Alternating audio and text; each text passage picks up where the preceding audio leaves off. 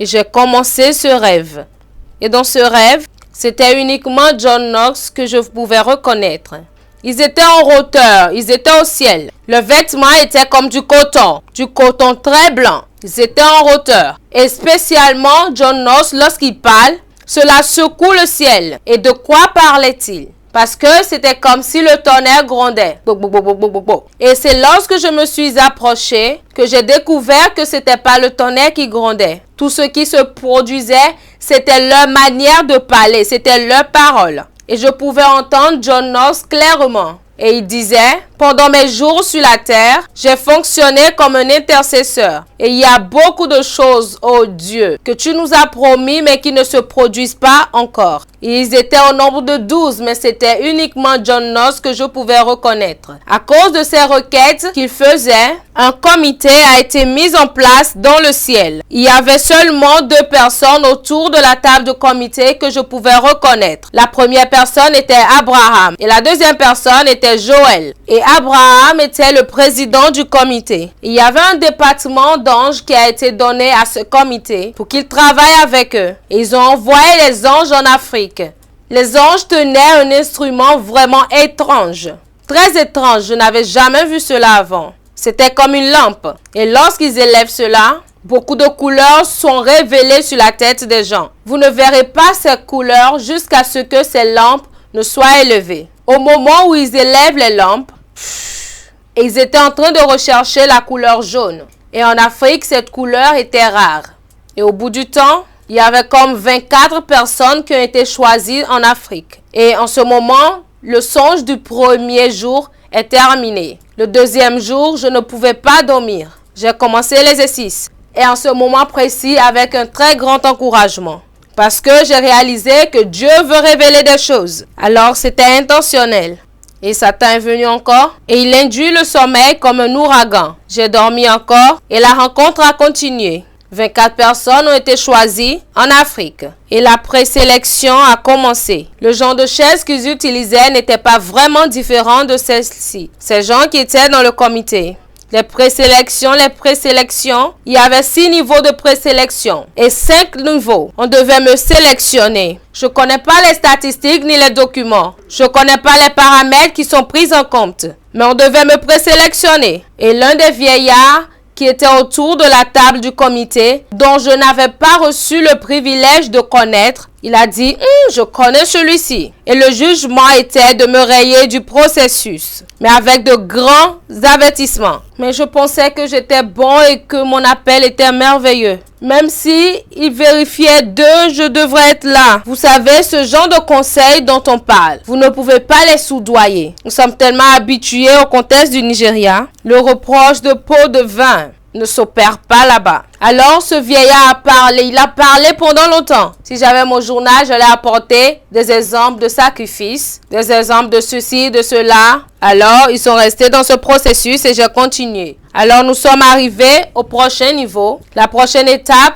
c'était la 6e étape. Et ma note était très brillante. Ah, mais comment est-ce que ceci a pu se passer? On m'a presque rayé du processus. Bon, je ne sais pas ce qui s'est passé. En ce moment, on était uniquement 6 personnes. Alors, il y avait cette grande machine. Et lorsque vous venez devant la machine vous donne une copie. Et lorsque ma copie à moi est sortie, j'ai vu le Royaume-Uni, j'ai vu le Ghana, j'ai vu l'Afrique du Sud. Et l'ange qui s'est tenu à côté a dit, ton ministère affectera les fondations des Royaumes-Unis. Cela affectera les fondations de l'Afrique du Sud et cela affectera les fondations du Ghana. Et lorsque j'ai regardé comme ceci, j'ai vu que la personne derrière moi, c'était l'évangéliste Ikechukwu, celui qui est au Brésil. Et j'ai vu sa copie, mais j'ai seulement vu une seule nation. J'ai vu le Nigeria. Alors je n'ai pas vu les autres nations. Alors la 6e nuit, je me suis encore allongée. Mais vous savez, cela ne dépend pas de celui qui veut.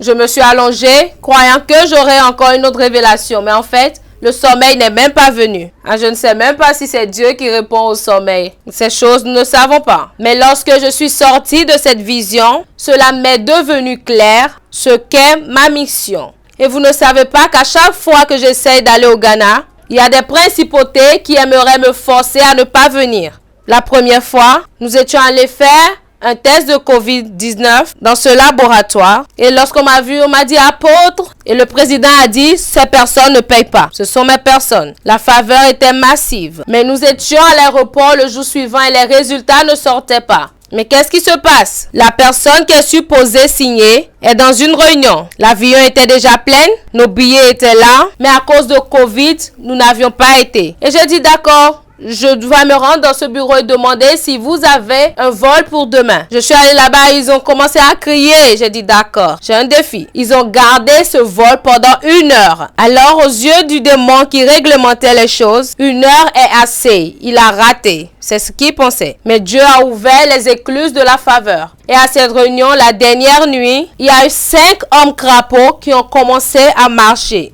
À chaque fois quand nous voulons aller au Ghana, quelque chose de mauvais doit se passer. La dernière fois, toutes les choses se sont mal passées. À tel point que nous avons eu à prendre un vol pour Lagos et ensuite aller par voie terrestre avec ma fille. Seulement ma fille. Il n'y avait que ma fille Esther qui pouvait prendre le vol. Mais le reste, non. Et j'ai dit, je sais déjà que cela fait partie de ma juridiction. Que ce soit par voie navigable, que ce soit par voie aérienne, que ce soit par la route, ou par le transport spirituel, nous serons au Ghana.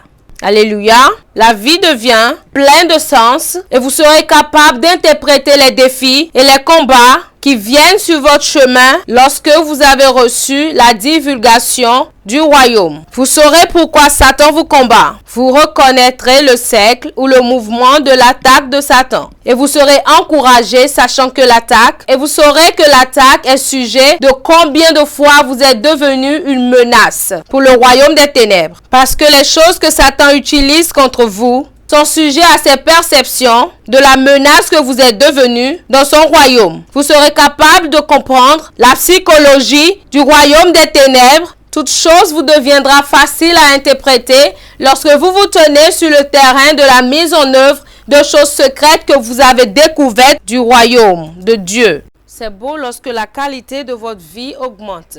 Mais les rencontres ne viennent pas seulement pour améliorer la qualité de votre vie. Cela vient pour amener la divination et la spécificité au but de votre existence.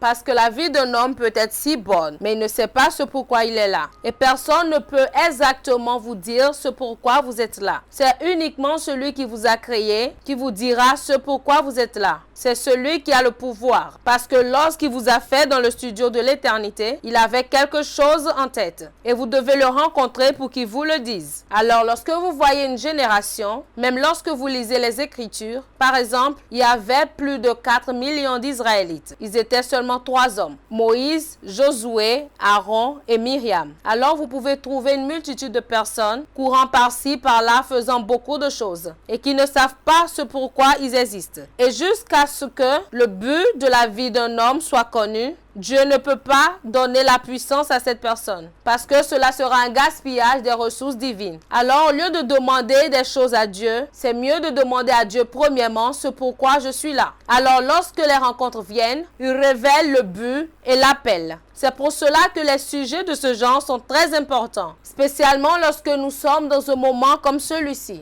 Le corps du Christ est dans une phase transitoire. Ceux qui le savent. Lorsque vous voyez, ou sauf si le Saint-Esprit vous le dit, ou témoigne cela à votre esprit. Lorsque vous voyez les guerriers et les patriarches qui ont gardé la porte, commencent par déposer leur manteau et rentrer chez eux, sachez que le vide dans l'esprit sera comblé. Alors Dieu commencera à promouvoir les gens et à déplacer les gens pour combler le vide dans l'esprit. Alors, lorsque Rena Bonke est rentrée à la maison, vous savez qu'il y a un vide dans le couloir de l'évangélisation. Quelqu'un d'autre ira là-bas. Et si cette personne part, il y aura un vide. Quelqu'un d'autre viendra. Alors, les recrutements ne cesseront pas. Alors, lorsque vous êtes dans une saison de transition, vous savez que les questions de but et d'appel ne peuvent pas être banalisées. Alors, lorsque vous échouez de remplir votre but ou votre appel, un autre cycle spirituel pour que vous soyez pertinent. Parce que Dieu ne vous attendra pas. S'il a envie de vous bénir, il trouvera des moyens pour vous bénir. Mais en ce qui concerne son agenda, Il ne vous attendra pas. Il élèvera beaucoup de David pour combler le vide. Alors, lorsque vous avez besoin de savoir ce pourquoi vous êtes là, c'est parce qu'il y a quelque chose d'urgent qui doit être fait. Et si vous ne savez pas encore ce pourquoi vous êtes ici, alors la rencontre devient une priorité. Parce que la seule manière par laquelle vous devez savoir, c'est lorsque vous avez une rencontre. Et lorsque vous étudiez les Écritures, tous les hommes qui ont fait des impacts dans leur génération, ils ont eu des rencontres. Il dit, Dieu a dit à Abraham, Genèse 12, versets 1 à 3, « Sors de ton pays, de ton royaume, de la maison de ton père, et va dans le pays que je te montrerai. » Alors, si vous ne connaissez pas la spécification exacte et les spécificités concernant le but et les appels, il y aura des problèmes. Alors, le but de votre vie, c'est la raison de votre création. L'appel de votre vie, c'est les stratégies pour accomplir ou actualiser le but de votre existence. Alors, c'est possible que j'ai le même but, comme mon frère ici présent, pour guérir les corps brisés et en ce faisant, amener des gens à Dieu. Le but peut être le même, mais l'appel est différent. Il peut le faire comme docteur et je pourrais être en train de le faire comme un évangéliste. Si je ne comprends pas l'appel par la rencontre, parce que je suis intelligent, je pourrais bien faire à la manière de la médecine. J'ai modifié l'algorithme spirituel. Et au bout du temps, les ressources dont j'ai besoin pour poursuivre ce but ne seront pas disponibles. Parce que ces ressources sont dans la ligne de votre appel. Alors, si vous ne trouvez pas votre appel, même si vous faites la chose correcte, ça sera le débattement. Alors, plusieurs personnes se débattent à cause du déboîtement. Ils n'ont pas trouvé leur appel. Ils avaient un fardeau qui était constant avec leur appel. Mais leur appel était fausse. Alors nous deux pourrions être en train de soigner les corps brisés et les amener dans le royaume. Mais tu peux choisir d'être un évangéliste. Je pourrais choisir d'être un docteur. Mais nous avons modifié l'ordre spirituel. Alors, si c'est un évangéliste, il se débattra toute sa vie. Et il prétendra que le débattement est un témoignage. Comme certaines personnes qui souffrent pour le Seigneur. Vous ne souffrez pas pour le Seigneur, mais c'est parce que vous souffrez parce que vous ne connaissez pas votre appel. Et je pourrais être en train de faire la médecine. Et cependant, faisant la médecine, je pourrais mourir dans le processus. Et Dieu ne sera pas dérangé parce que agréable aux yeux du Seigneur, c'est la mort de son saint. Mais j'ai raté l'existence. Et on ne vit pas deux fois. Alors je ne peux pas me permettre une erreur. Alors tout ce qui me prendra pour trouver cette rencontre, alors tout ce que ça me prendra pour isoler mon but et ma vocation, même s'il faut une année sur la montagne, je vais tout fermer et y aller. Parce que lorsque je le sais, alors la vitesse devient un pouvoir d'achat. Alors Élie était sur la montagne. Alors Élie était sur la montagne 7 fois. C'est quoi le chemin? Au moment où il s'est isolé, il lui a dit, va dire à Achab qu'il y aura une abondance de pluie. C'est mieux que tu rentres chez toi. Alors pour moi maintenant, la vitesse n'est pas une requête de prière. C'est devenu un pouvoir d'achat. Et la Bible dit que la main de Dieu était sur Élie. Il a dépassé le chariot d'Achab. Comment est-ce qu'un homme peut dépasser un chariot? Parce qu'il a trouvé l'appel. Il a trouvé le but. Il connaît la pensée de Dieu. Alors le vent de l'esprit viendra. Et depuis ce jour, Élie n'a plus eu à marcher. Il a commencé par marcher selon le vent de l'esprit. Alors Abdias a dit qu'il n'ira pas vers le roi. Sinon le vent de Dieu te transportera. Et lorsqu'il a fini sa mission sur terre, il n'a pas choisi la mort. Parce qu'il y a un règne dans lequel vous arrivez dans la vie et vous choisirez comment vous partirez. Il dit qu'Enoch a travaillé avec Dieu et n'était plus parce que Dieu l'a enlevé. Il a témoigné. Alors Enoch savait qu'il ne mourrait pas. Il a dit à sa génération, nous ne mourrons pas. Lorsque nous finissons, nous transitons. Ils connaissent le code de l'enlèvement. Le corps du Christ peut être en train d'attendre cela, mais nous travaillons sur cela maintenant. Nous connaissons le code. Il y a quelque chose en esprit qui fait changer les gens. Nous avons trouvé cela dans notre marche avec Dieu. Et lorsque Élie a fini, il a fini sa mission, il est allé au niveau du Jourdain. Et lorsqu'il est allé à la fin du Jourdain, il dit, l'heure a sonné. De quoi as-tu besoin? Il dit, je voudrais la double portion de ton esprit. Il dit, tu demandes quelque chose de difficile. Mais si tu me vois lorsque je suis enlevé, mon Dieu. Donc il savait quand est-ce qu'il devait être enlevé. Si vous voyez, certaines personnes ont marché sur cette terre. Mais vous avez envie de quitter cette terre comme quelqu'un de médiocre? Non. Non, beaucoup de personnes ont fait beaucoup de témoignages. Ce qui fait que vous commettez un péché lorsque vous ne faites pas d'impact. Si tu me vois lorsque je serai en train d'être enlevé, la rencontre, vous isolez l'appel. Moïse avait un fardeau pour Israël. Il est allé jusqu'à tuer un Égyptien. Combien d'Égyptiens avez-vous tué? Beaucoup de personnes ont le bon motif, mais ils s'auto-détruisent parce qu'ils ne connaissent pas l'appel et le but. J'aimerais m'emparer d'Abuja pour Jésus. Et tu commences par marcher dans Abuja tous les jours. Et à l'âge de 25 ans, tu es comme quelqu'un qui a 60 ans. Et lorsqu'il a 30 ans, maintenant, il meurt d'un accident vasculaire cérébral. Il dit maintenant qu'il travaillait pour Dieu. Tu ne travaillais pas pour Dieu, tu travaillais dans l'ignorance. Parce qu'il y a certains hommes auxquels Dieu a déjà révélé l'appel. Alors ils connaissent la stratégie. Ils peuvent s'asseoir à un seul endroit. Ils ne vont même pas réseauter Abuja. Ils vont réseauter l'Afrique. Alors la même chose dont vous prenez le mégaphone et vous êtes en train de faire, quelqu'un le fait dans son propre confort. Et les personnes que eux, ils affectent en un jour, cela vous prendra 4 ans à vous pour les affecter. Ce n'est pas parce que Dieu a rendu votre appel petit. Vous n'avez pas trouvé cet appel. Vous êtes sauté dedans avec zèle, mais vous n'avez pas eu la rencontre pour isoler la stratégie de cet appel. Alors lorsque vous voyez des hommes faire des impacts à différents niveaux, c'est fonction de la rencontre qu'ils ont. Alors ils connaissent qui appeler. Ils savent où se rendre. Ils savent quoi dire pour changer la topographie de l'esprit. Mais il y a beaucoup d'hommes qui ont négligé la rencontre et ils travaillent dans la chair. Et ils pensent qu'ils sont agréables aux yeux de Dieu, juste parce qu'ils se débattent. Il y a beaucoup de profits dans la vie pour lesquels vous devez vous débattre. Le débattement n'est pas nécessaire. À chaque fois que vous vous débattez, c'est un système d'alarme. Que l'ignorance contrôle toujours votre règne. Parce qu'il nous a donné toutes choses qui concourent à la vie et à la piété. Par la connaissance. Alors tout débattement, toute crise, toute affliction, c'est un système d'alarme qui indique un roi d'ignorance qui existe dans votre système. Vous n'êtes pas agréable à Dieu lorsque vous vous débattez, parce que ce n'est pas nécessaire. Et lorsque Dieu est venu lui-même, il ne s'est pas débattu. Mais il faut la rencontre pour trouver le but, pour trouver l'appel. Dans Luc chapitre 1, verset 8, il dit que Jean était dans le désert jusqu'au jour où il s'est montré. Et avant même Jean, personne ne s'est baptisé. Cela semble mondain, cela semble drôle. Un homme a juste quitté le désert et tout le monde vient, il les plonge dans l'eau et il les fait sortir. Qu'est-ce que tu fais, monsieur? Nous avons des gens qui ont des cheveux blancs, qui connaissent la Torah. Ils ont étudié cela avant que tes grands-parents ne naissent. Qu'est-ce que tu fais? Et lorsqu'il baptisait, la Bible dit que tout Jérusalem et Judée sont allés vers lui. Il n'est même pas allé au centre de la ville. Il était très loin dans le Jourdain. Mais la Jérusalem et la Judée tout entière sont allées vers lui. C'est lorsqu'il avait parlé dans Jean 1, 33 que nous avons su que c'était une stratégie. Il a dit, celui qui m'a envoyé baptiser. Alors, je ne baptise pas parce que je suis créatif. C'était une stratégie qui m'a été donnée sur la montagne de la rencontre. Celui qui m'a envoyé baptiser. Cette même personne m'a dit que celui sur qui tu verras la colombe descendre, c'est le Messie. Alors, numéro 1, le baptême était la stratégie. Numéro 2, alors le baptême était la seule base pour trouver Jésus. Parce que Jésus était venu dans un déguisement. Vous n'allez pas le voir venir comme un saint et dire tu es le Messie. Non, vous allez échouer plus de 1000 fois. Alors la seule manière par laquelle tu peux identifier le Christ, c'est en immergeant les hommes dans l'eau. Le Christ te trouvera. Toi aussi, tu le verras. Et lorsqu'il faisait cela, diligemment, Jésus le connaissait. Ils étaient cousins. Il ne lui a jamais rien dit. Plusieurs fois, Jésus le regardera et le saluera. Bon travail, monsieur. Et repartira. Et le gars continua à faire ce qu'il faisait. Parce que la raison pour laquelle vous serez fatigué dans le ministère, c'est parce que vous n'avez pas de rencontre. Si Dieu vous dit prie pendant la nuit,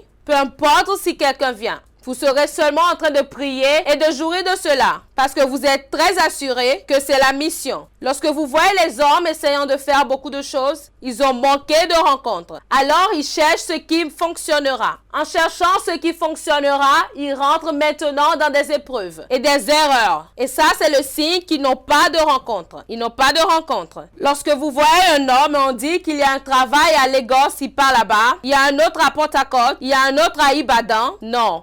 Les fils ne se perdent pas. Nous nous accrochons à l'héritage. Vous n'allez pas de ville en ville cherchant de travail. Lorsque vous avez une rencontre, le Saint-Esprit vous dira « Va à Lagos ». Et lorsque vous venez à Lagos, Vous savez que vous êtes venus pour conquérir. Parce qu'un esprit immortel a donné l'expression de l'oracle. Alors vous ne venez pas pour faire des combats et des erreurs. Et lorsque vous vous rendez à Lagos, vous ne travaillerez pas selon les chances que Lagos vous offre. Vous travaillerez sur les voies de l'oracle. Et cette voie vous transportera dans toutes les affaires de Lagos. Et même si toute personne à Lagos échoue, vous réussirez. Parce qu'un esprit vous a envoyé là-bas. Vous faites une course de l'esprit. Notre monde aujourd'hui est plein d'hommes qui font des combats inutiles et des erreurs parce qu'ils n'ont pas eu des rencontres. Il y a une rareté de rencontres. C'est pour cela que beaucoup de gens font des essais perdus et des erreurs. Si les rencontres ne naissent pas, les buts ne seront pas reflétés. Les appels ne seront pas isolés. Et la vie des hommes sera moins de débattements.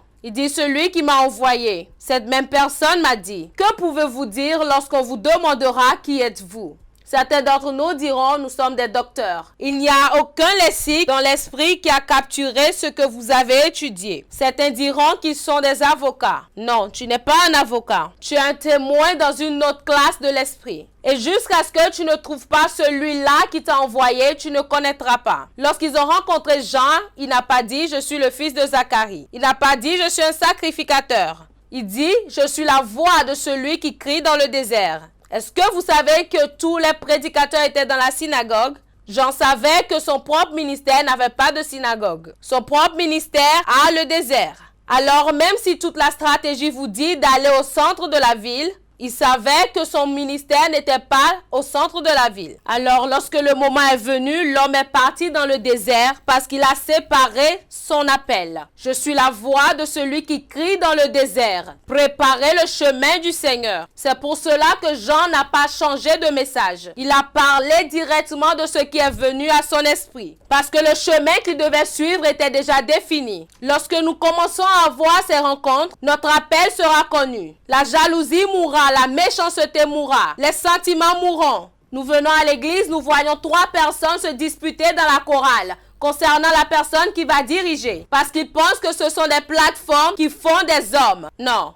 Aucune plateforme ne fait un homme. Il dit, venez, faisons l'homme à notre propre image. C'est Dieu qui fait un homme. Faisons l'homme. Suivez-moi et je ferai de vous. Je ferai de vous. Alors vous voyez des gens se battre parce qu'ils ont chanté et le pasteur s'est levé. Et lorsque l'autre personne vient et le pasteur ne se lève pas, elle perd son sommeil. Et comme ça, cela devient de la compétition. Ah, elle est en train de sortir avec telle personne. Non. Lorsqu'ils sont venus vers Jean et ils ont dit, celui dont tu as parlé est en train de baptiser au Jourdain et tous les hommes vont à lui. Il a dit, je dois diminuer pour qu'il augmente. Je connais ma mission et mon travail est fait. Il n'y a pas de compétition dans cette équation. J'ai trouvé mon appel. Il y a beaucoup qui n'ont pas trouvé leurs appels. Alors nous faisons des choses de la manière dont les autres le font. Non. Quelque chose ne va pas. Nous ne pouvons pas fonctionner dans ce monde ainsi. Les rencontres sont les prémices sur lesquelles les appels et les buts sont séparés. Et je vous dis, la pertinence de votre vie est ancrée sur la découverte de votre but et de votre appel. Alors, dans les conférences comme celle-ci, nous vous ramenons dans le règne de l'esprit et vous commencerez le voyage d'une intimité avec Dieu. Ce pourquoi vous êtes là. Et comment est-ce que je pourrais mettre en exécution le but pour lequel je suis ici. Ce n'est pas une conférence pour vous rendre content. C'est une conférence pour vous ramener à la montagne de l'esprit. Pour trouver et dire, Dieu, je ne vivrai pas un autre jour pour faire des erreurs et des combats inutiles. J'ai déjà un fardeau. Alors, plus de place pour les erreurs et les combats inutiles. Tous les pas que je prends doivent être ordonnés par le Seigneur. Parce que j'ai entendu la voix du chant. Les appels sont séparés par des rencontres. Paul a dit dans Galates chapitre 1 à partir du verset 15, il a dit quand il a plu au Père de révéler le Fils en moi, je n'ai consulté ni la chair ni le sang. Je partis pour l'Arabie. Et lorsqu'il est revenu, il a dit, l'évangile que j'ai prêché ne m'a été enseigné par aucun homme. C'est pour cela, lorsque Paul est venu, il a dit, cela lui a été donné de révéler la richesse excédente de Christ aux païens. Si Paul n'était pas venu, vous et moi, nous ne serions pas permis d'être chrétiens. Pierre aurait fermé la porte contre nous. Sortez! Est-ce que vous êtes un juif? Mais lorsque Paul est arrivé, il a dit non. Les païens font partie de l'héritage d'Israël. Parce que l'homme que Dieu est en train de créer n'est pas un homme naturel. C'est un homme spirituel. Et quiconque invoque le nom du Seigneur en reçoit l'esprit. Ça, c'est l'esprit immortel. Et cette personne n'est plus un homme naturel. En esprit, nous sommes un. L'Israélite en esprit est un homme spirituel. Et que vous soyez blanc ou noir, ce n'est pas un facteur. Nous sommes devenus un seul homme. Il a attrapé cela sur la montagne de la rencontre. C'est pour cela qu'il avait l'audace. Malgré que ce qu'il prêchait semblait étrange et qu'on voulait le trancher. Plusieurs fois, ils avaient essayé de l'emprisonner. Et parfois, à l'entrée des cités, il était lapidé à mort. Il se lève, il nettoie sa chemise et il dit « Allons à la prochaine ville ». Peu importe si les hommes applaudissent. Vous savez, la première fois, lorsque Dieu m'a dit de commencer à parler aux jeunes et de les mettre en feu, j'ai appelé mon ami. Nous nous sommes bien habillés, nous sommes allés dans une école secondaire. Et j'ai rencontré le surveillant. « Bonjour monsieur, comment allez-vous? » « Bien. » J'ai dit « Mon nom est Rocco Michael, mon ami. Nous avons réalisé que le diable veut tronquer la destinée de la nouvelle génération. Alors, il est nécessaire que nous les arrêtons rapidement afin de les établir dans le royaume. Et nous voudrons que vous sachiez que l'école est une plateforme que Dieu vous a donnée pour rassembler ces personnes afin qu'ils les rencontrent. Et lorsque la dame nous a écoutés, elle a dit « Je suis désolée, je ne mélange pas mon travail à la religion. Partez. » J'étais choquée. Je pensais que parce qu'elle était une chrétienne, elle dirait « bonne arrivée ». Lorsque nous avons quitté, l'onction a quitté ma tête. Je me suis dit « qu'est-ce que cela veut dire? Dieu, qu'est-ce qui s'est passé ?» Le Saint-Esprit a dit « avancez, je vous ai envoyé ». Je ne savais pas que je devais apprendre beaucoup de choses pour bâtir la résilience spirituelle. Lorsqu'un homme connaît son appel, même si le président de cette nation se tient contre lui, il ne serait pas un facteur. Lorsqu'ils étaient sur le point d'arrêter le grand revivaliste John Wesley, on nous a dit qu'on l'a renvoyé de la ville. Il est allé sur la tombe de son père. Il s'est tenu sur la tombe et il a dit « ça c'est ma propriété ». Et il prêchait sur la tombe de son père. Il se tenait là-bas et prêchait la parole. Il n'avait pas besoin d'un grand auditorium. Nous sommes découragés parce que nous n'avons pas de rencontre. Lorsque vous avez une rencontre, rien n'est assez fort pour vous décourager. Vous saurez que vous vous appuyez sur lui, que c'est pour cela que vous êtes nés. Même lorsque Jésus s'est tenu devant Pilate et il était condamné, il a dit « c'est à cause de cela que je suis né. C'est pour cette cause que je suis venu dans le monde. Cela ne compte pas. Même si on me tue, j'accomplis le but. » Alors on ne se décourage pas. Vous ne pouvez pas briser ce flacon. Ça veut dire que la résilience ne peut pas être endommagée. Les appels ne peuvent être séparés que lorsque nous avons une rencontre originale.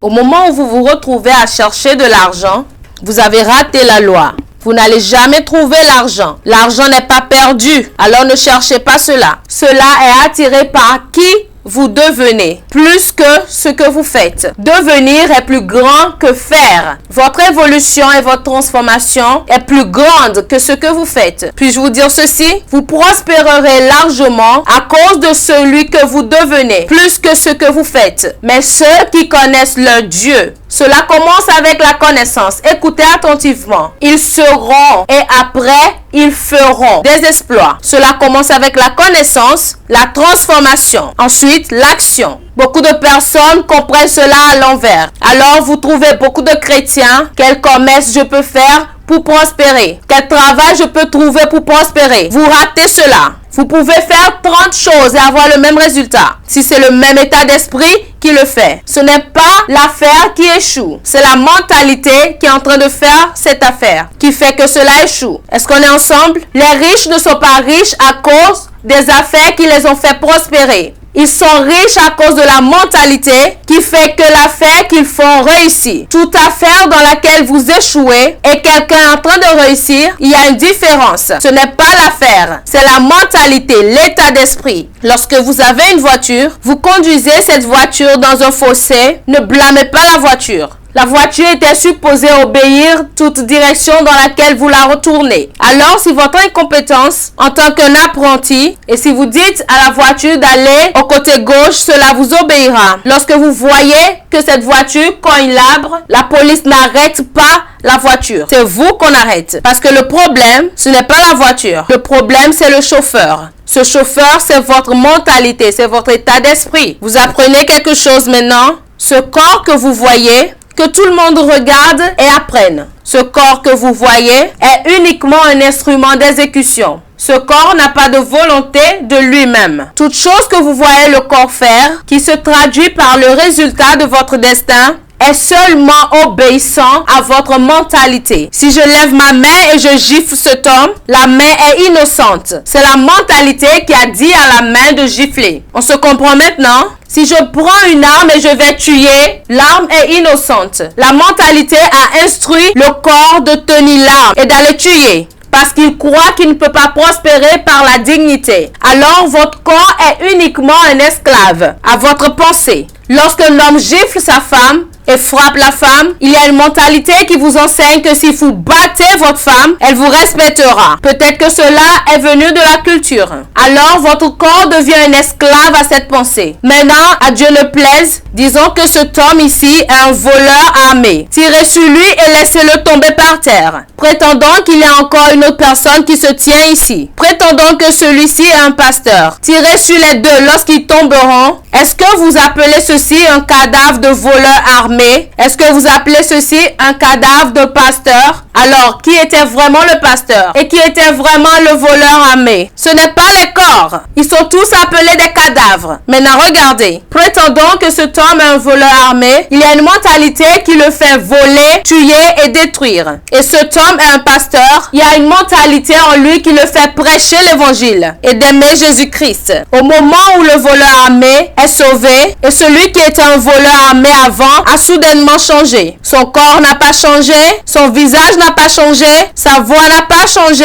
La seule chose qui a changé, c'est son esprit et sa mentalité. Alors, lorsque vous voulez changer les hommes, qu'est-ce que vous changez réellement? Alors, pourquoi vous vous concentrez sur le fait de changer les habits, et changer les voitures, et changer des emplois? C'est comme si c'était le problème exact, mais ce n'est pas le réel problème. Vous avez tout changé, sauf la chose qui a vraiment besoin de changement. Puis-je vous dire, lorsque tout le monde a tort, la preuve c'est le problème de la distance de vision. Votre mentalité. Est-ce que quelqu'un apprend? Alors lorsque le Saint-Esprit vient et voudrait vous bâtir, il ne vous donnera pas le capital pour une affaire. Vous voyez certaines des prières que nous faisons? C'est la miséricorde de Dieu qui fait que ces prières ne sont pas exaucées. Parce que Dieu ne voudrait pas que vous gaspillez de l'argent. Oh Seigneur, si tu peux seulement me donner 5 millions dans ce Abuja, je te promets que tu ne viendras même plus m'aider encore. Donne-moi seulement 5 millions et j'utiliserai le cerveau que tu m'as donné. Vous savez, dans l'esprit de Dieu, tout ce que vous êtes en train de dire, c'est Seigneur, ta miséricorde, parce que je ne sais même pas ce que je dis. Je suis confus, mais j'ai besoin d'aide. Il vous donne un livre, il vous donne un message. Allez voir quelqu'un qui se débat financièrement et donnez-lui un enseignement et demandez-lui, est-ce que tu peux écouter ceci? Il dira, non, tu perds mon temps. Tout ce dont j'ai besoin, c'est de l'argent. Et vous lui dites, j'aimerais t'aider. J'ai partagé ceci la semaine dernière. Cet homme peut enlever cette belle tenue qu'il porte. Ce n'est pas pour insulter, mais nous prions que Dieu les transforme. Mais si vous allez en dehors de la ville, où vous rencontrez ces garçons rugueux, et vous savez déjà ce qui est rugue à propos d'eux ou bien, ce n'est pas le corps. Rappelez-vous toujours que ce corps est toujours obéissant. C'est la mentalité qui a dit au corps de fumer. C'est la mentalité qui a dit au corps de dormir sous un pont. C'est la mentalité qui a dit au corps d'aller chercher quelque part où il y a quelque chose à fumer. Le corps est innocent. Enlevez cette même tenue et donnez à ces garçons. Dites-leur de porter cela. En une semaine, leur mentalité dira de cet habit est propre. Cet habit ne s'est pas repassé lui-même. Ce n'est pas le corps qui a fait cela. C'est la mentalité qui a dit au corps d'être sûr qu'il est bien habillé.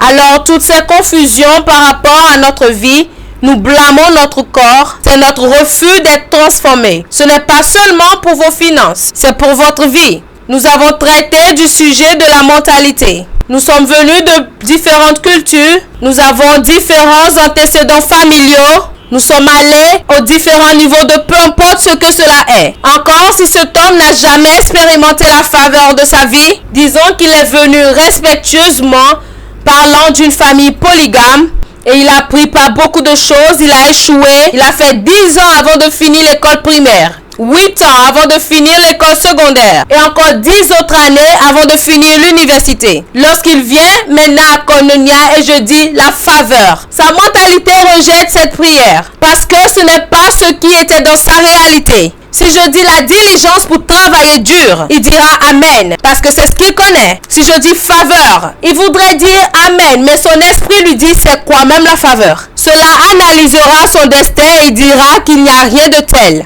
Alors, ne reçois pas cela. Sommes-nous ensemble? Puis-je vous dire, si vous êtes ici pour trouver du travail, je remercie Dieu parce que vous avez le temps pour vite changer. Parce qu'au moment où cet emploi vient, c'est le renouvellement, la version illuminée de vous qui est admis là-bas. Beaucoup de personnes se plaignent et ils perdent le temps. Ils s'asseyent du matin jusqu'au soir, blâmant Dieu, blâmant les parents, blâmant les riches personnes. Et ils blâment encore les personnes sérieuses pour leurs conditions. Ça, c'est uniquement la première loi. Alors voici où j'ai un problème avec cet enseignement qui dit « Donne quelque chose et en même temps ta vie change ». Vous voyez ça maintenant ou bien? Parce qu'il y a plusieurs personnes.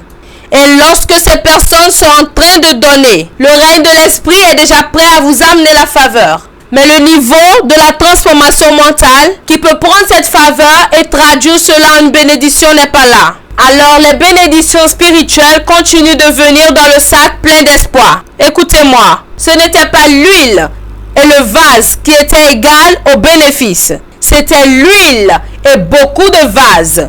Lorsque le prophète a diagnostiqué la situation, il dit le problème ce n'est pas l'huile. L'huile prendra seulement la forme du vase qui la contient. Si le vase est petit, l'huile semblera petit. Il dit madame va emprunter des vases. Élargissez vos capacités. Cette onction en fait ce n'est pas votre dîme qui n'est pas en train de fonctionner. Ce n'est pas vos dons qui ne fonctionnent pas. C'est le vase par lequel la réponse vient. Même s'il pleut du matin au soir et c'est seulement un gobelet que vous avez dehors, si on doit utiliser la pluie se basant sur la taille de votre tasse, on dira que ce n'est que de la bruine. Or, c'était une avalanche. C'est juste votre tasse qui a fait comme si il ne pleuvait pas. Sommes-nous bénis? Lorsque j'ai trouvé ce principe, j'ai commencé à me réjouir. Je me suis décidé à ne rien échouer. Frères et sœurs, délayez votre gari avec honneur. Ne précipitez pas la saison dans votre vie maintenant parce que vous allez la rater. Vous allez la rechercher et ne plus la trouver. Il vous faudra un télescope pour regarder en arrière et dire d'où est-ce que je viens. La transformation. Ça, c'est la richesse qui dure et qui n'échoue pas. C'est pour cela que lorsque vous voyez les gens riches, même lorsqu'ils perdent de l'argent ou ils perdent n'importe quoi, cela ne les inquiète pas. Parce qu'au moment où ils perdent de l'argent, leur mentalité leur dit c'est une erreur. Tu ne dois pas être pauvre. Et le Saint-Esprit commencera à travailler avec cet état d'esprit pour trouver un moyen de vous ramener. Croyez-vous en ce que je vous enseigne? Si papa a débrouillé, viens dans cet endroit maintenant et dis j'ai faim. Combien d'entre vous diront de quoi je me mêle? Il y a des restaurants ici. Est-ce que c'est comme cela que vous allez répondre? Certains d'entre vous diront merci Seigneur Jésus. Je priais pour cela. Vous allez courir et quitter cet endroit maintenant. Vous allez courir et quitter cette assemblée maintenant et vous assurer du fait que vous trouvez un bon repas pour lui. Et en ce moment, vous reviendrez, vous agenouillez devant lui et vous lui direz mange maintenant et bénis-moi. Vous savez pourquoi? Regardez ceci. Parce que son niveau de transformation ne permet pas à cette condition d'exister dans sa vie. Puis-je vous dire, il y a un niveau de transformation lorsque vous atteignez cela. C'est seulement les millionnaires qui ont ce genre de mentalité. Et si vous avez cette mentalité et il n'y a rien dans votre main, la justice de Dieu vous forcera à avoir la ressource qui correspond à cet état d'esprit. Cela veut dire, si vous avez l'état d'esprit d'un millionnaire maintenant, et vous êtes dans une chambre, la loi et le pouvoir qui soutient cette loi interprétera cela comme un mensonge. Dieu suscitera un bienfaiteur de destinée. Dieu suscitera toutes choses pour vous bouger de là. Alors, ce que vous faites n'est pas réellement le problème. C'est qui vous êtes. On est ensemble? Puis-je être honnête avec vous? J'aimerais dire quelque chose maintenant. Lorsque j'ai commencé le ministère, j'ai l'habitude d'aller prêcher. Et parfois, en fait, je n'ai jamais prêché pour de l'argent. Cela n'a jamais été concernant le don. J'aime Jésus de tout mon cœur et aussi longtemps que je vis, il est devenu ma motivation. Est-ce qu'on est ensemble? Et ne permettez pas que le diable vous trompe. Je sais ce que je dis. Prêtez attention à ce que je dis parce que c'est comme cela que le diable triche les gens dans l'église. Maintenant, regardez ceci. S'il vous plaît, levez quelque chose que vous avez, que ce soit votre montre ou n'importe quoi, qui représente votre résultat. Voilà les choses que vous désirez. Voilà que lui, il montre l'argent. Ça, ce sont des dimensions dans la vie. Regardez ceci. La manière dont Dieu a programmé la vie, c'est que toutes ces choses sont élevées. Et vous avez besoin de toutes ces choses dans votre destinée. Mais commencez par les chercher une à une. C'est un fardeau que Dieu ne vous a pas donné. Vous comprenez ce que je dis? La plupart d'entre nous, lorsque Dieu vous dit, vous avez besoin de l'influence, vous avez besoin des relations, de ministères, de médias, vous avez besoin des finances, vous avez besoin de voyager à l'extérieur. Comment est-ce que vous commencez à chercher ces choses une à une? Quel âge auriez-vous avant de les avoir? Laissez-moi vous montrer comment cela fonctionne. Vous ne cherchez pas l'argent. Vous n'allez jamais trouver cela. Tout règne ou tout niveau dans votre vie a une possibilité qui lui est attachée pour venir. Si c'est un niveau 1,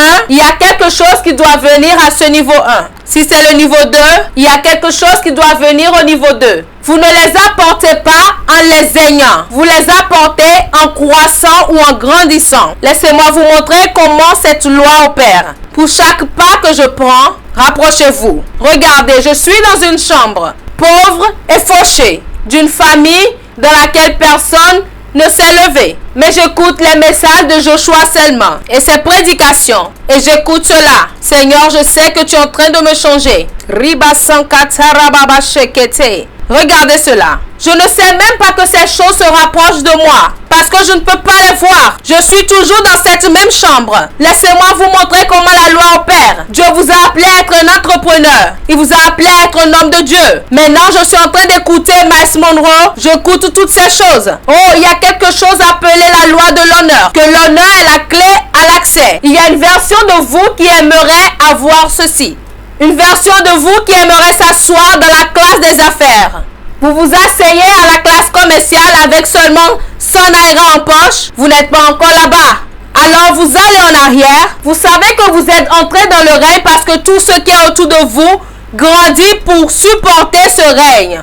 Vous ne pouvez pas acheter une Jeep et en train de chercher 1 litre d'essence pour mettre à l'intérieur. Vous n'êtes pas encore arrivé. Ça, c'est l'erreur et le sophisme d'une vie d'échec. Vous êtes venu à l'église. Vous êtes assis pour apprendre. Regardez maintenant. Parce que certains d'entre vous, je suis en train de vous montrer une photo de ce que Dieu est en train de faire avec vous actuellement. Vous êtes assis dans cette maison et vous dites, Seigneur, est-ce que tu m'élèveras un jour? Et pendant ce temps, vous continuez à apprendre. Et vous continuez à apprendre. Vous continuez d'apprendre toujours. Un jour, quelqu'un vous appelle seulement et dit, où es-tu? C'est la loi de la chance et du temps qui se produit. Rappelez-vous que la puissance de Dieu surveille cette loi. Vous êtes un homme d'affaires. Quelqu'un vous demande maintenant, est-ce que tu peux m'aider à vendre un terrain? Et vous vendez cela. Vous avez comme profit 300 000. C'est petit comparé aux milliardaires financiers du royaume que vous serez. Mais c'est un examen. C'est Dieu vous montrant que cette chose est en train de fonctionner. Alors vous continuez à engager cette loi. Un moment viendra, même vous ne pourrez pas chasser cela. Au moment où vous êtes en train de grandir, même si vous essayez de chasser cela, ils ne partiront pas. Vous chassez l'argent. L'argent ne partira pas parce que votre croissance l'a amené dans votre vie. Est-ce que vous comprenez ce que je dis maintenant? Maintenant, regardez ceci. Au moment où vous vous tenez comme cela, toutes ces choses vous ont déjà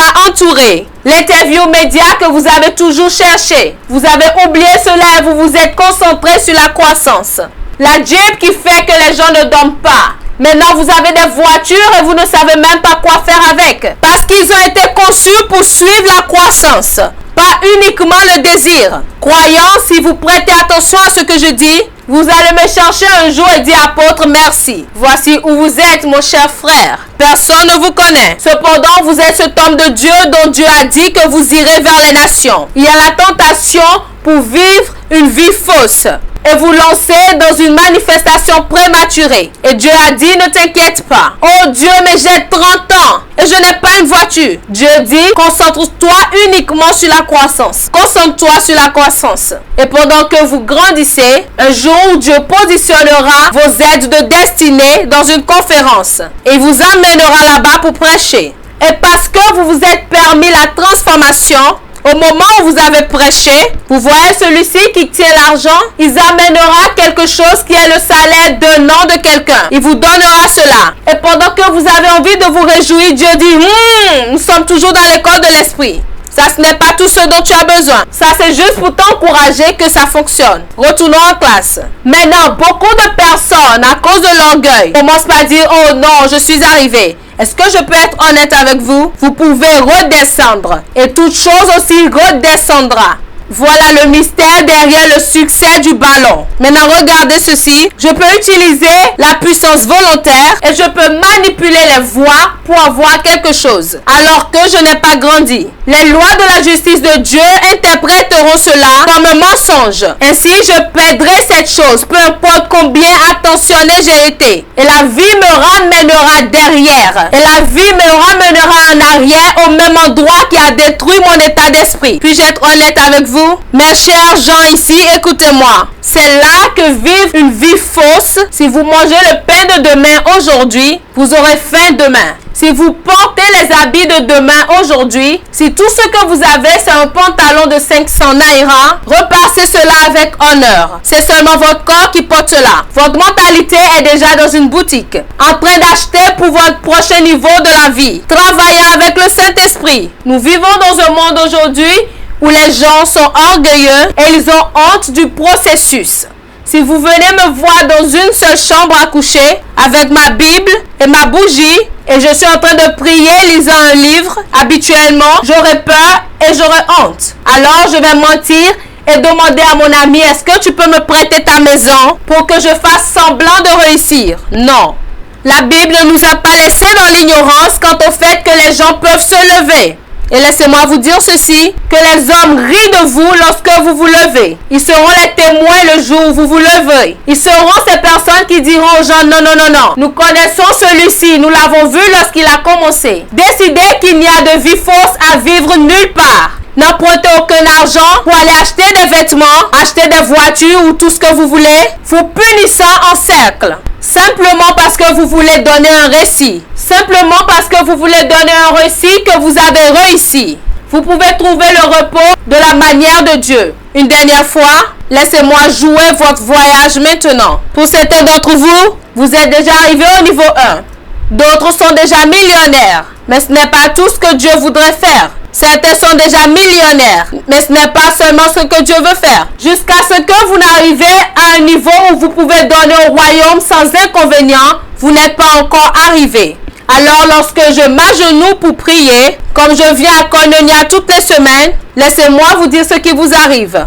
Semaine numéro 1, semaine numéro 2, vous ne ressemblez plus à cela. Semaine numéro 3, toutes les fois que vous êtes tombé sous l'onction et vous vous rendez compte que votre mèche même est tombée, ne vous inquiétez même pas. Ne vous inquiétez pas. Voici ce qui arrive pour vous.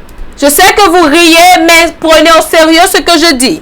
D'autres sont en train de dormir, vous êtes en éveil priant. Vous avez étudié des livres, juste parce que vous voulez bâtir votre état d'esprit. Un jour viendra, vous verrez les requêtes de prière des gens venir à vous. Vous ne vous êtes même pas souvenu prier pour eux. Mais vous avez accompli la loi qui les a amenés. Ils se rapprocheront tellement de vous. Vous allez peut-être les chasser et ils ne partiront pas. Un jour viendra où vous direz au Seigneur, cette voiture, j'en ai assez.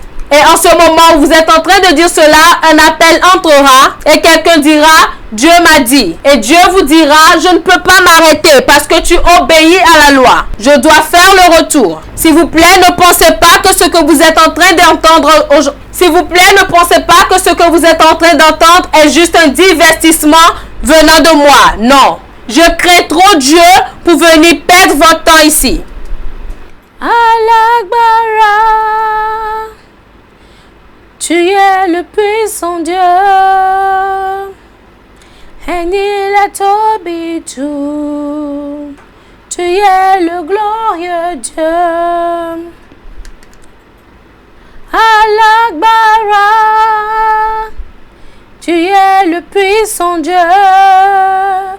Enilatobiju, tu es le glorieux Dieu.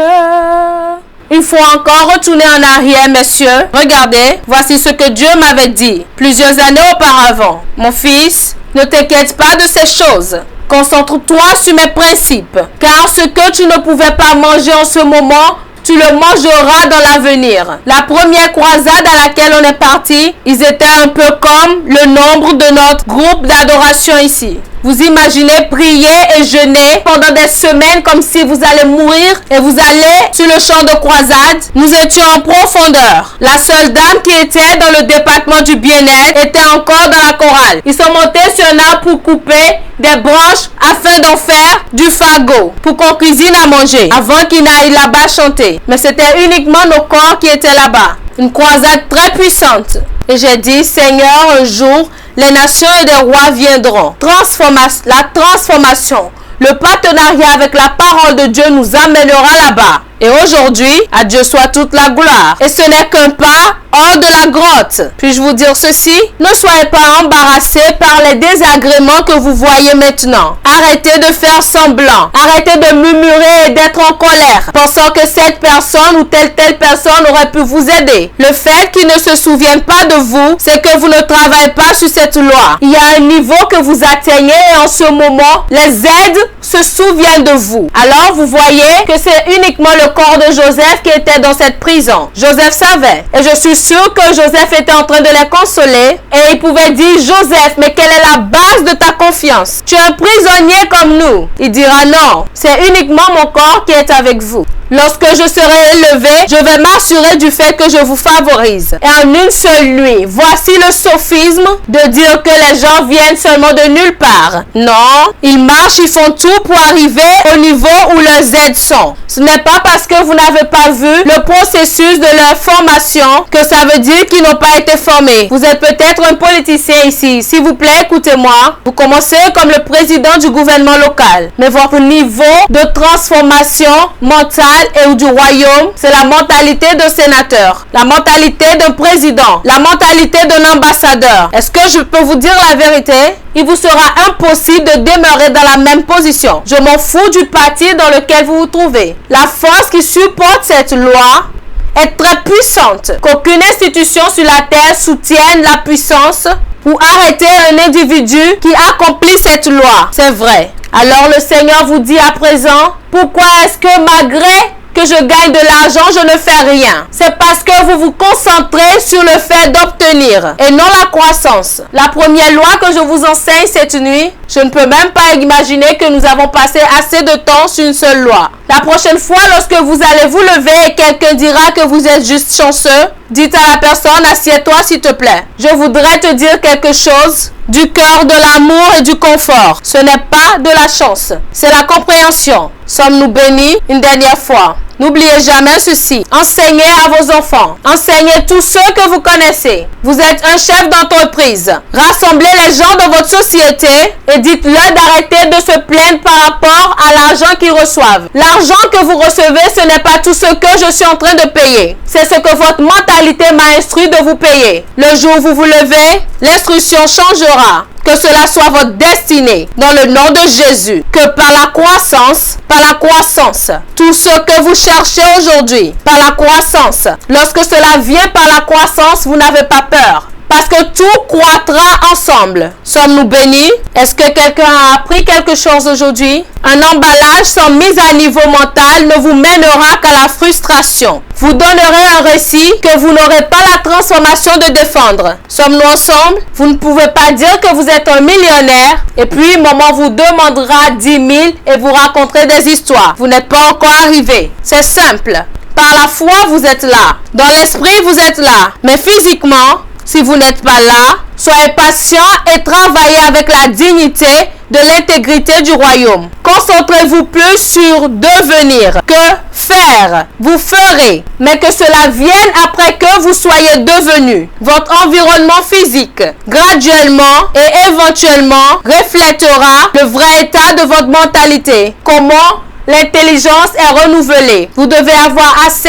à des idées de base de la parole et à l'information. La première manière pour améliorer votre esprit, c'est l'accès à des informations de base de la parole. Les enseignements comme ceux-ci qui viennent pour défier votre statut et pour vous bâtir. Numéro 2, la répétition de ces idées jusqu'à ce que la conviction ne soit établie. Écouter une fois n'apportera pas la transformation. Vous devez écouter encore et encore. Puis-je vous dire, il y a des enseignements et des matériels que je partageais avec les étudiants de l'école du ministère. Et je me tiens devant le Dieu du ciel. Et je ne mens pas. Il y a des enseignements que j'ai écoutés au moins 6000 fois. Un seul enseignement. Le but, ce n'est pas pour être informé, mais le but, c'est pour la transportation dans mon esprit jusqu'à ce que cela ne devienne vrai.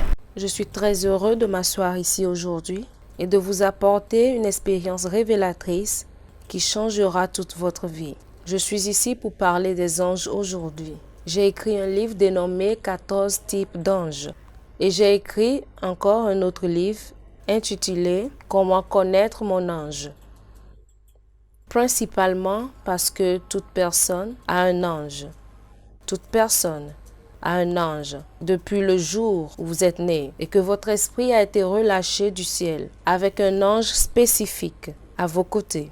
Et puis le jour où vous mourrez, c'est ce même ange qui s'en va avec vous. Et toute connexion depuis le règne de l'esprit envers vous, Dieu le fait à travers votre ange. D'autres anges ne peuvent pas opérer dans votre vie sans la connexion de votre propre ange. Très bien, quelqu'un peut être en train d'écouter ma voix et dire, prophète, comment est-ce que je peux connaître mon ange? Alors revenons au type d'ange. Nous avons beaucoup d'anges, beaucoup de types d'anges. J'ai seulement eu à écrire 14 types dans mon autre livre parlant des anges. J'ai écrit concernant les anges appelés les séraphins, les anges avec 6 ailes. J'ai écrit à propos des chérubins, les anges avec 4 ailes. J'ai écrit à propos des anges normaux. Et ensuite, j'ai écrit les types d'anges controversés qui se trouvent dans le livre de Zacharie. Cela parle de 2 anges féminins. Beaucoup de personnes savent qu'il existe seulement des anges masculins. Ils ne savent rien à propos des anges féminins. Mais dans le livre de Zacharie, chapitre 5, verset 9, cela nous parle de 2 anges féminins. Et le plus souvent, nous voyons des différents types d'anges dans la Bible. Mais nous ne sommes pas exposés à ce que nous appelons les anges féminins.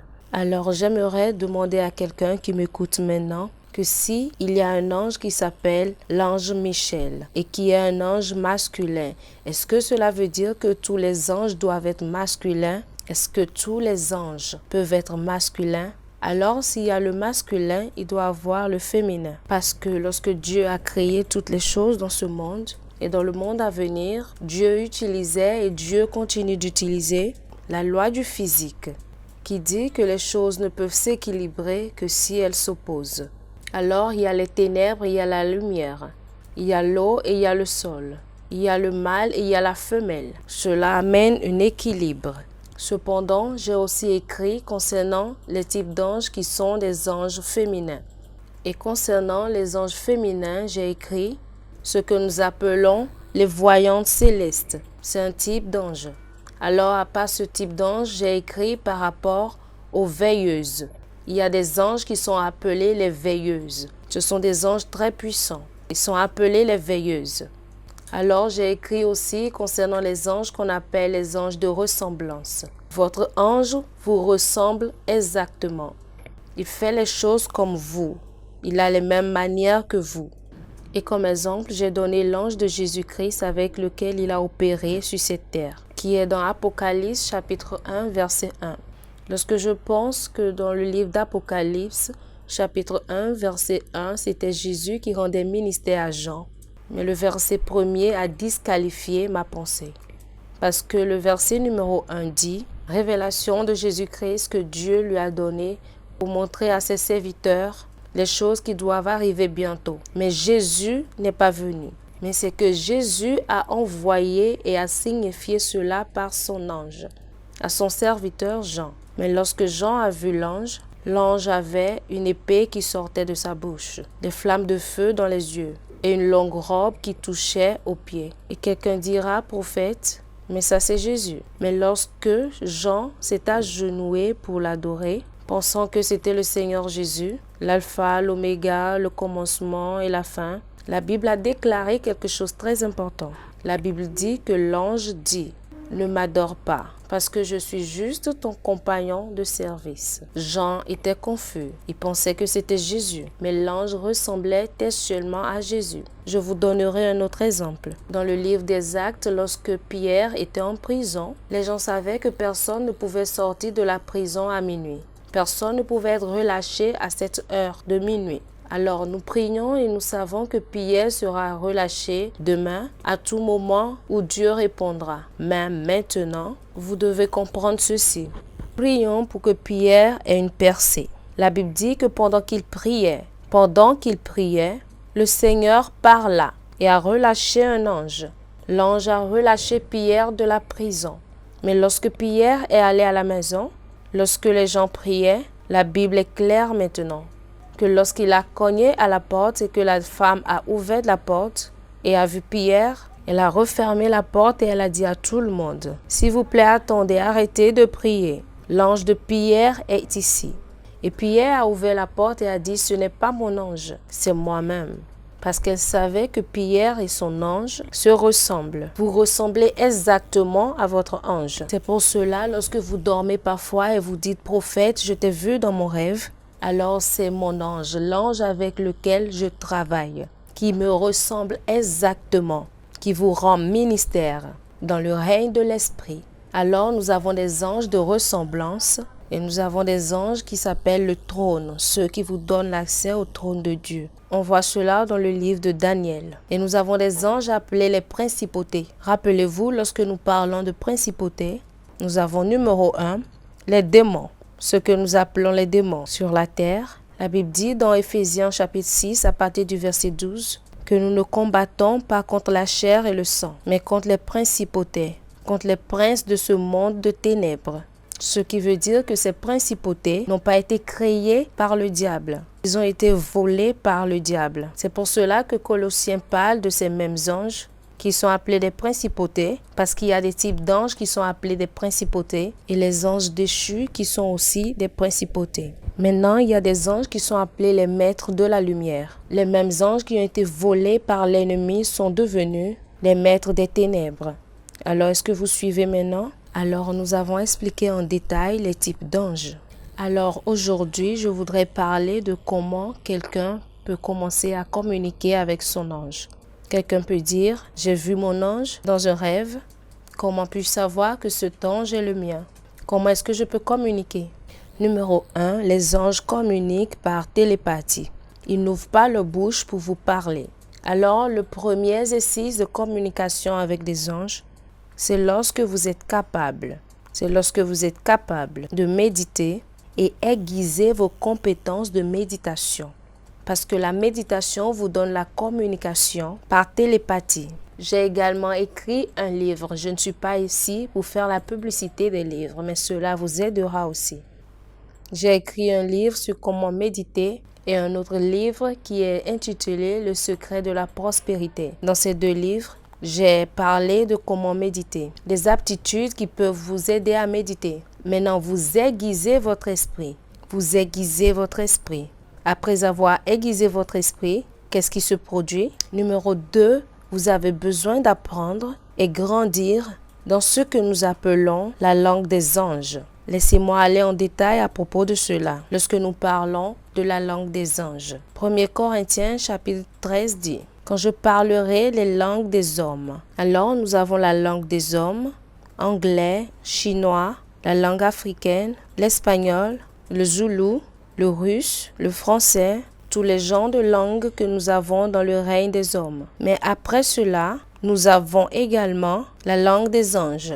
Les anges ne communiquent pas avec vous avec la langue des hommes. Ils utilisent leur propre langue.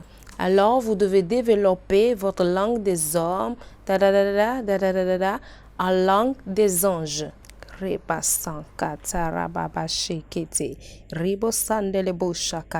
Pourquoi avez-vous besoin de langue des anges? Vous avez besoin de la langue des anges pour opérer dans le règne des anges. Une fois que vous êtes établi dans le règne des anges, la vie vous devient très facile. Une fois, nous étions quelque part où les anges viennent vers nous pour communiquer avec nous, mais nous ne savons pas comment répondre et nous connecter à l'angélique. Et je suis juste ici aujourd'hui pour dire que les anges sont là et que les anges sont réels. Et une fois que vous communiquez avec la langue des anges, c'est facile de comprendre les anges, de les entendre vous parler, de leur répondre. Parfois, vous pouvez ne pas les voir parce que vous n'êtes pas dans le prophétique.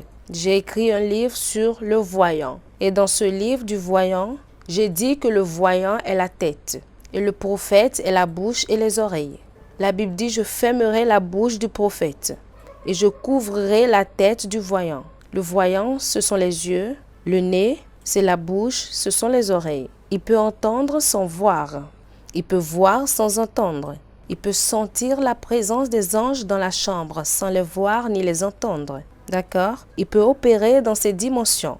C'est ça le voyant. Alors, ce dont je parle, c'est le règne dans lequel certains remarquent la présence de leurs anges à travers l'odorat, parce qu'ils ont leur propre manière de sentir.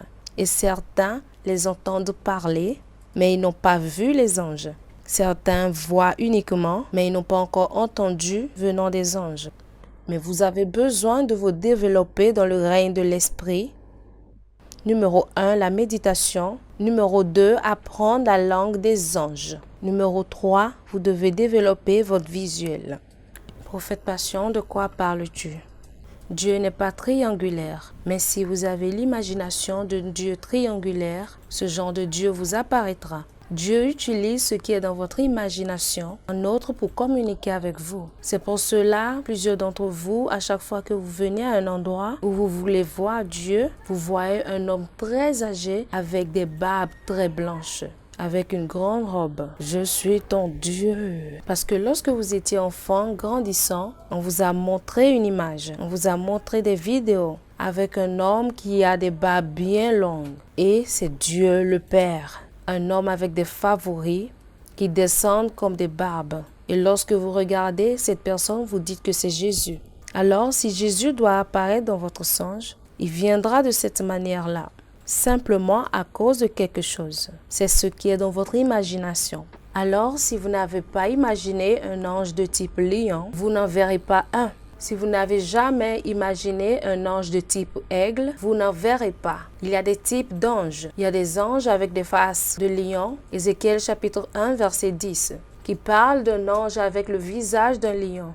Un ange avec le visage d'un aigle. Un ange avec le visage d'un homme et un ange avec le visage d'un bœuf. Pourquoi ils ont de différents visages? Parce que cela détermine leur fonctionnalité. Et Dieu utilise le visage d'un lion parce que c'est la seule imagination que vous avez dans votre esprit pour que Dieu vous amène à ce niveau. Il a affaibli la vision pour que cela vienne au niveau de votre compréhension afin que vous compreniez ce que vous voyez.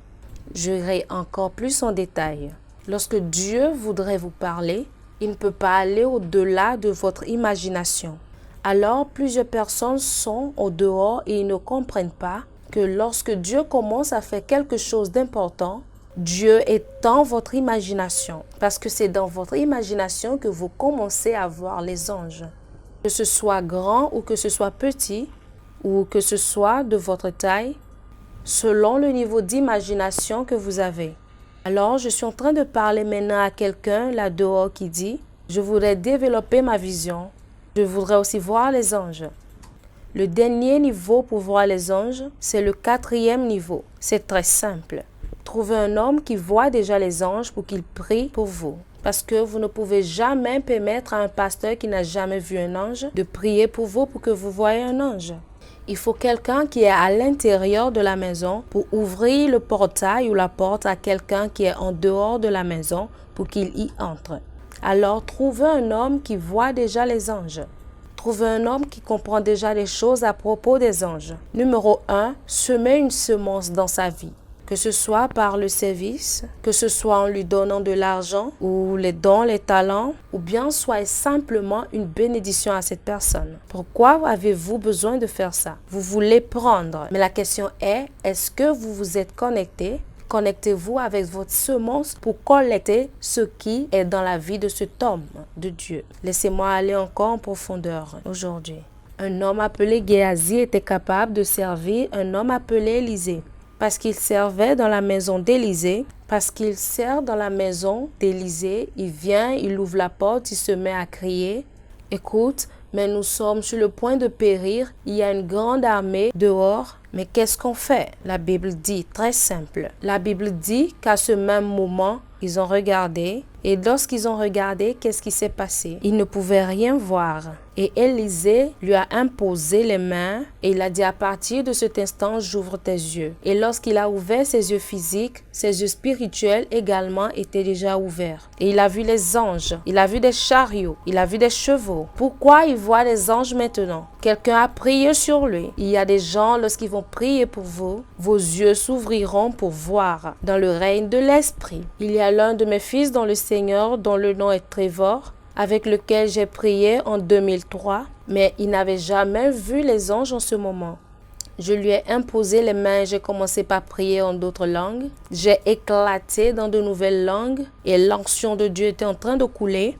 J'ai senti qu'il y a quelque chose qui quittait mon corps et boum, qui est entré en lui. Immédiatement, il a commencé par parler la langue des anges.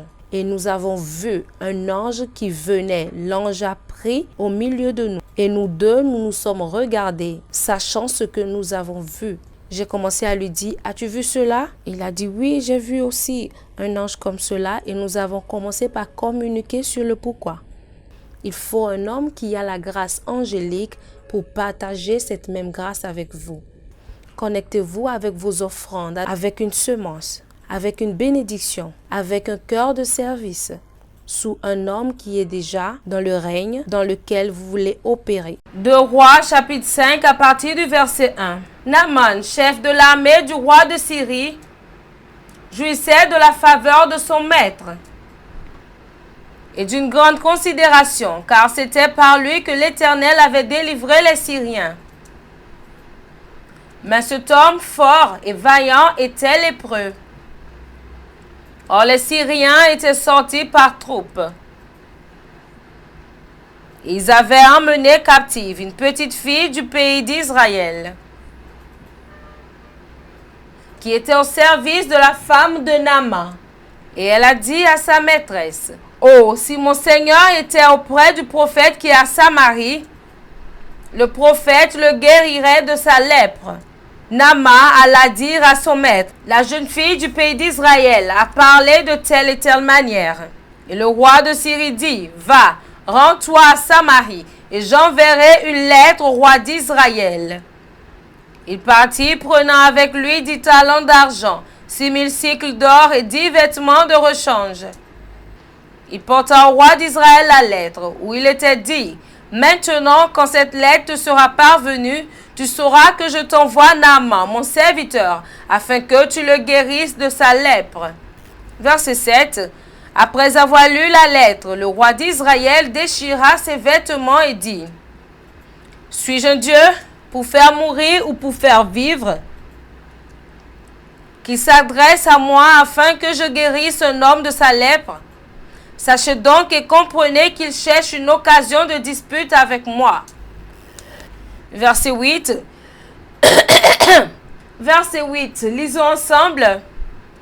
Lorsqu'Élisée, homme de Dieu, apprit que le roi d'Israël avait déchiré ses vêtements, il envoya dire au roi, « Pourquoi as-tu déchiré tes vêtements? Laisse-le venir à moi et il saura qu'il y a un prophète en Israël. » Naaman vint avec ses chevaux et son char. Naaman vint avec ses chevaux et son char. Il s'arrêta à la porte de la maison d'Élisée. Élisée lui fit dire par un messager, « Va et lave-toi 7 fois dans le Jourdain. Ta chair deviendra saine et tu seras pur. » Naaman fut irrité Et il s'en alla en disant, voici, je me disais, il sortira vers moi, il se présentera lui-même, il invoquera le nom de l'Éternel son Dieu, il agitera sa main sur la place et guérira le lépreux. Les fleuves de Damas, l'Abana et le Papar ne valent-ils pas mieux que toutes les eaux d'Israël? Ne pourrais-je pas m'y laver et devenir pur? Et ils s'en retournaient et partaient avec fureur. Mais ses serviteurs s'approchèrent pour lui parler, et ils dirent, mon père, si le prophète t'eût demandé quelque chose de difficile, ne l'aurais-tu pas fait? Combien plus dois-tu faire ce qu'il t'a dit? Lave-toi et tu seras pur. Il descendit alors et se plongea 7 fois dans le Jourdain, selon la parole de l'homme de Dieu, et sa chair redevint comme la chair d'un jeune enfant, et il fut pur. Que le Seigneur bénisse la lecture de sa parole. Asseyez-vous sur la tête de vos ennemis pendant que vous poussez un cri de victoire. Le culte d'aujourd'hui est ce que j'ai titré « Question d'urgence ». Question d'urgence.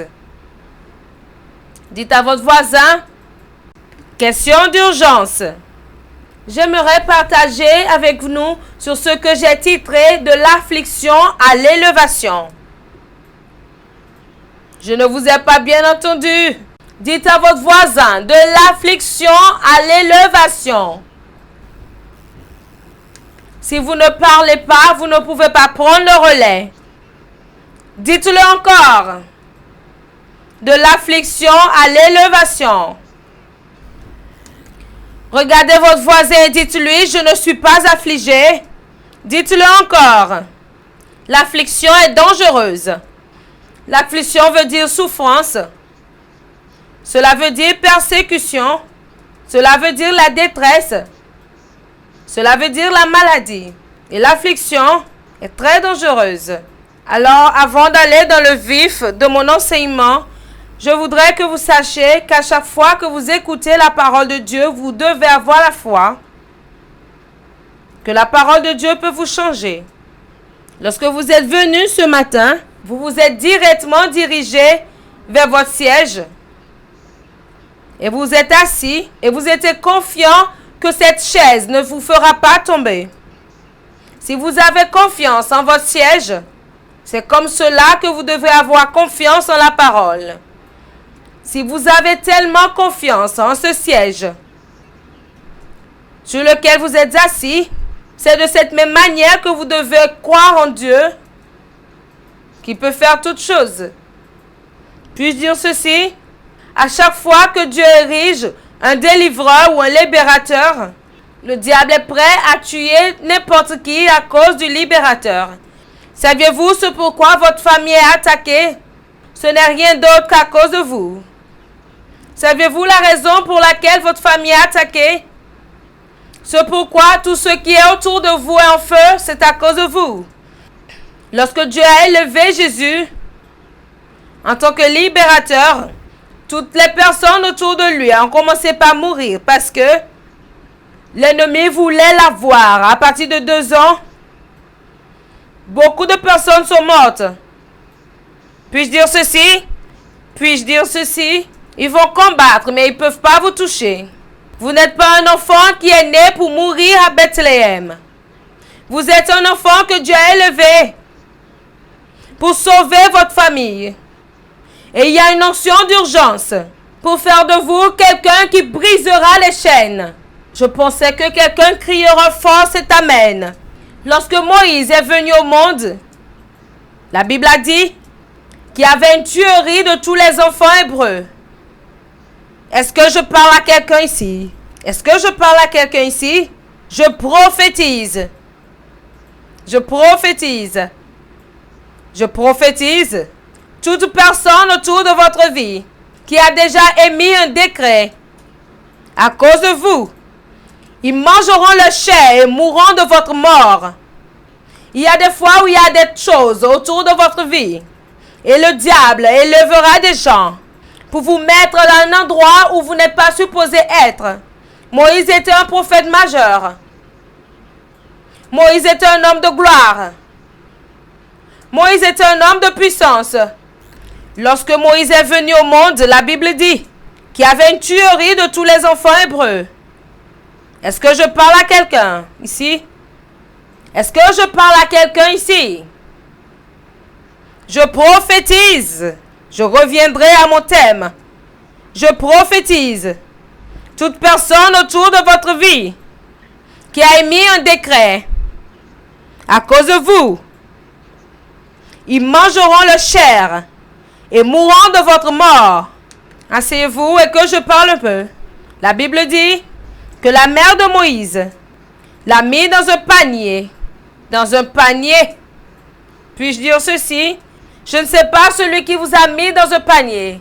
Je ne sais pas ce panier maléfique dans lequel on vous a mis. Vous ne m'avez pas bien entendu.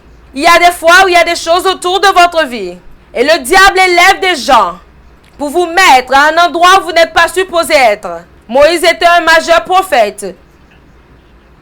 Moïse était un homme de gloire. Moïse était un homme de puissance. Mais j'ai réalisé que ce gars Moïse a été mis dans un panier. Puis-je dire ceci?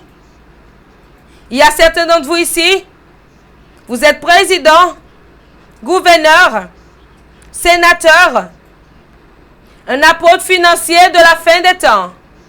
Mais quelqu'un vous a mis dans un panier. Puis-je prophétiser? Vous sortez de ce panier. Mes frères et sœurs, un panier ne peut pas contenir de l'eau. Un panier ne peut rien soutenir. Je ne sais pas où on vous a mis. Un panier ne peut rien maintenir. Je ne sais pas là où on vous a mis. Je ne sais pas où ils vous ont positionné. Tout panier maléfique. N'importe où ils ont mis votre panier. Je ne connais pas les puissances familiales de la maison de votre père, de la maison de votre mère, qui vous ont mis dans des paniers. Aujourd'hui, vous sortez de ce panier. Asseyez-vous. Les parents de Moïse n'avaient pas d'option. Quand je dis pas d'option, c'est qu'ils ne savent pas où mettre l'enfant. Alors le dernier recours, c'était de mettre l'enfant dans un panier. Mes frères et sœurs, peut-être que vous voyez un panier physique. Mais je ne parle pas de ce genre de panier. Je parle d'une position dans votre vie où vos parents, votre père, votre mère ont abandonné. Et ils ont dit, voici aussi loin que nous pouvons t'amener. Tout panier de destinée dans lequel ils vous ont retenu. Peut-être dans une seule chambre à coucher. Peut-être que vous êtes un secondaire. Peut-être que vous êtes juste un propriétaire d'un centre scolaire. Ou bien un abandonné. Peut-être que c'est votre condition. Aujourd'hui, je prophétise. Je prophétise.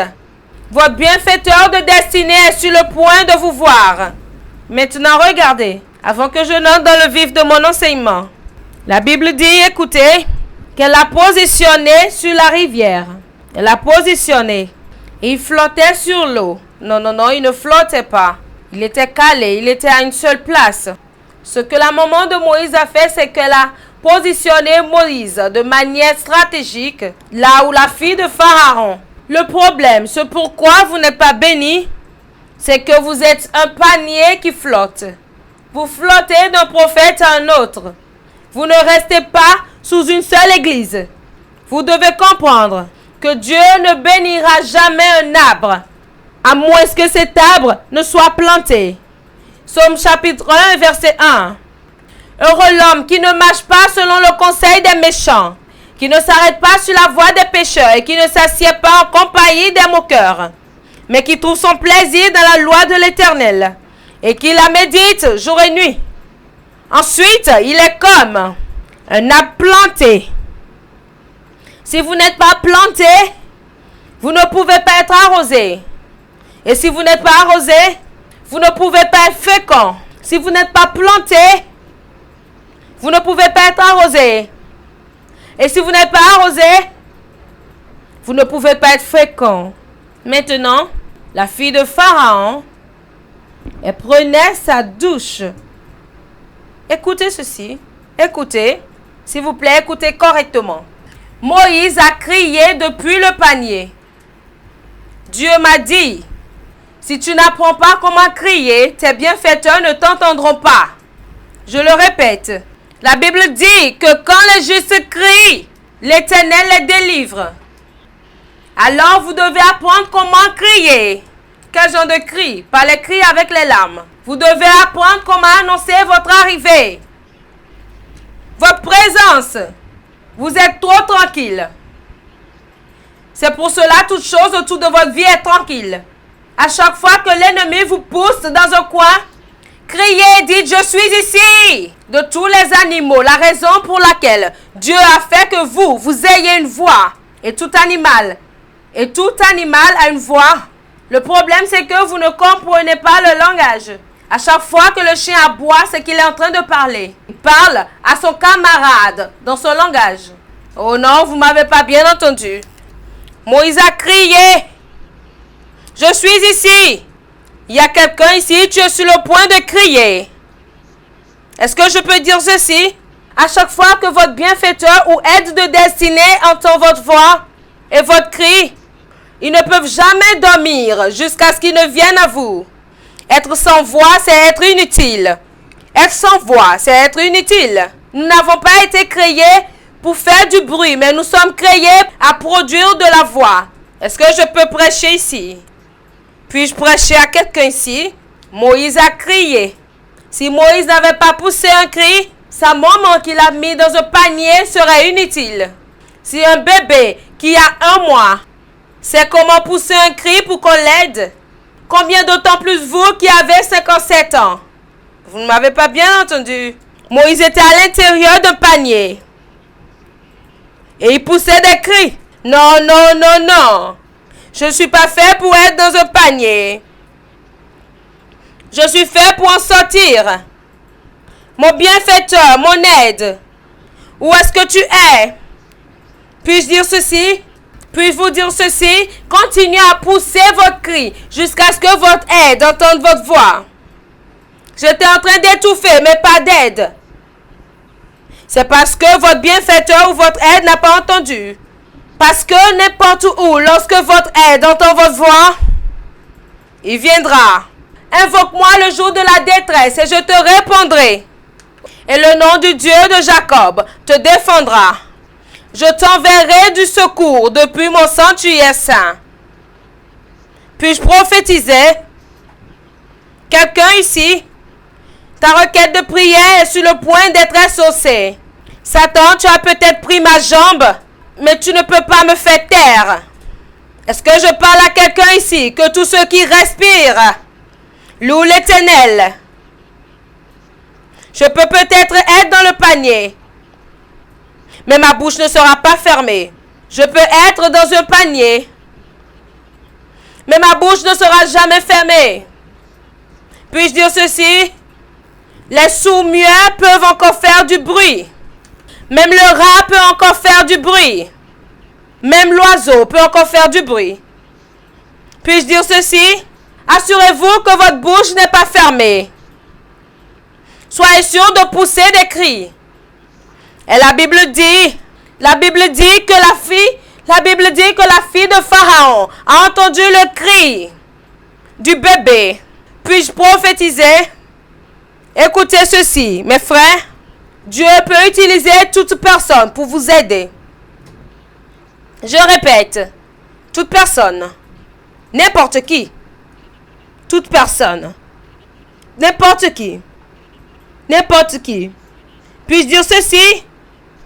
À chaque fois que Dieu veut vous protéger et ne voudrait pas que vous mouriez, il créera votre endroit secret de cachette dans le camp de votre ennemi.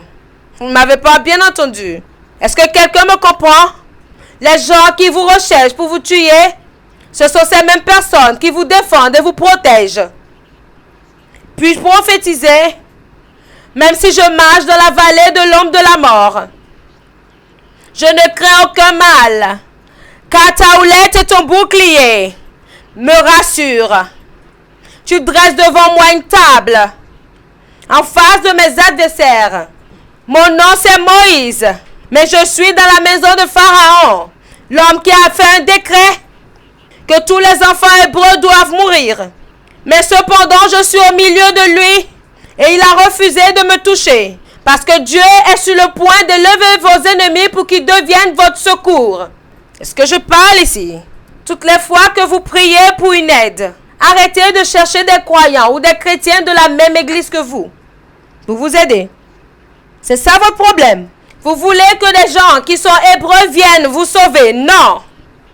Parfois, lorsque Dieu voudrait vous aider, il traversera pour aller de l'autre côté. Est-ce que je parle à quelqu'un ici? Vous ne m'avez pas bien entendu. La Bible dit que la richesse des nations viendront à vous. Lorsque les voies d'un homme plaît au Seigneur, il dispose même ses ennemis en sa faveur. Vous n'aimez peut-être pas mon visage, mais vous me donnez quand même. Vous pourrez ne pas aimer mon visage, mais vous semez des semences. Vous me critiquez le matin, mais vous me servez l'après-midi. Vous ne savez pas pourquoi? Parce que toutes les fois que je crie, une aide de destinée se montre. Puis-je dire ceci? Votre cri ne peut pas être en vain. Asseyez-vous. Écoutez ce que Dieu m'a dit. Toutes les fois que le juste crie, une aide se montre. Toutes les fois que vous criez, une aide apparaît. La raison pour laquelle il n'y a pas de secours, c'est parce que vous ne criez pas depuis le panier. Regardez ceci. Lorsque vous lisez jusqu'en bas, dans Exode chapitre 3, la Bible dit que « Et l'enfant grandit ». Puis-je dire ceci? Vous ne pouvez pas continuer à demeurer dans le panier. Vous avez déjà grandi pour dépasser ce panier. Certaines personnes vous espèrent toujours être dans votre cordon de bébé. Vous ne pouvez pas être dans votre cordon de bébé pour toujours. C'est ça le problème de tant de gens qui me connaissaient. Ils viennent, ils disent « Frère Kazi, je te connaissais avant. Pasteur Joshua, mais je te connaissais à Ibadan. » Et je dis, vous ne connaissez même pas celui que vous voyez maintenant. Celui que vous avez vu à Ibadan est différent de celui que vous voyez maintenant. J'ai fait pousser mon panier. Vous ne pouvez pas me voir dans la mangeoire. Je ne suis plus dans la mangeoire. J'ai fait pousser mon panier. J'ai fait pousser le panier.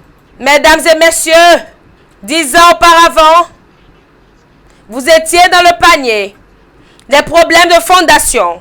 Esprit d'élévation et de chute. Puis-je dire ceci? Lorsque l'onction vient en présence de vos ennemis, dans le palais de votre ennemi, vous grandirez, vous croîtrez.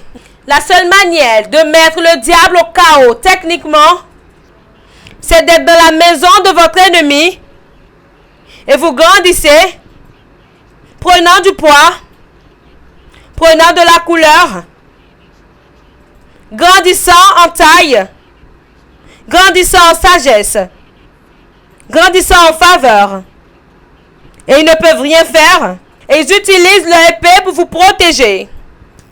Les éléphants ne jeûnent pas pour être gros. C'est dans leur ADN le fait d'être gros.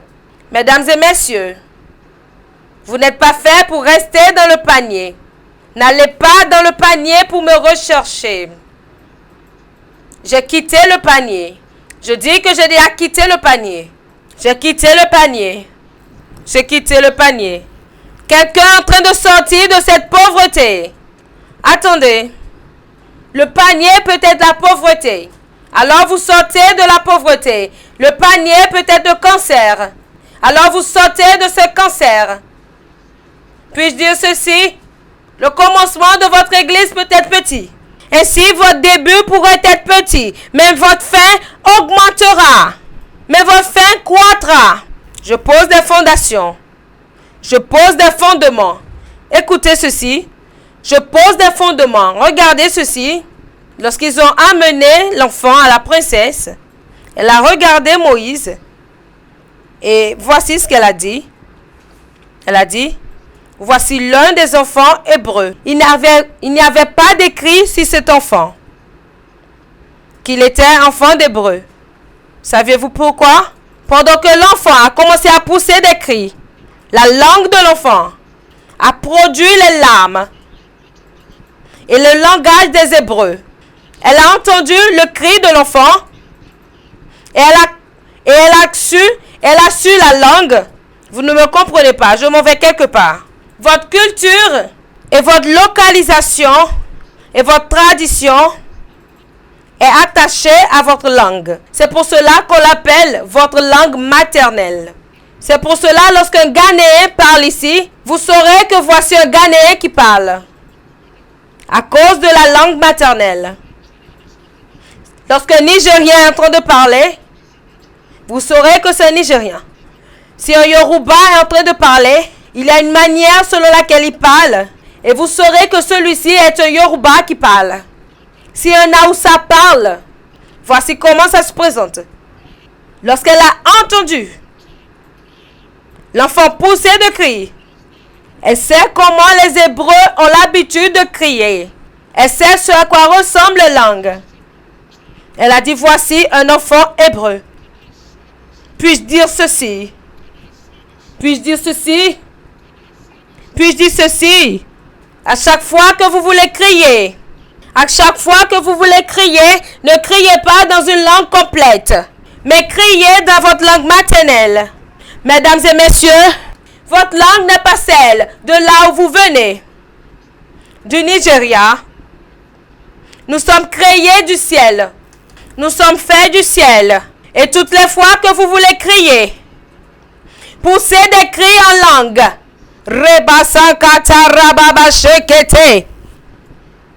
Est-ce que je parle à quelqu'un ici?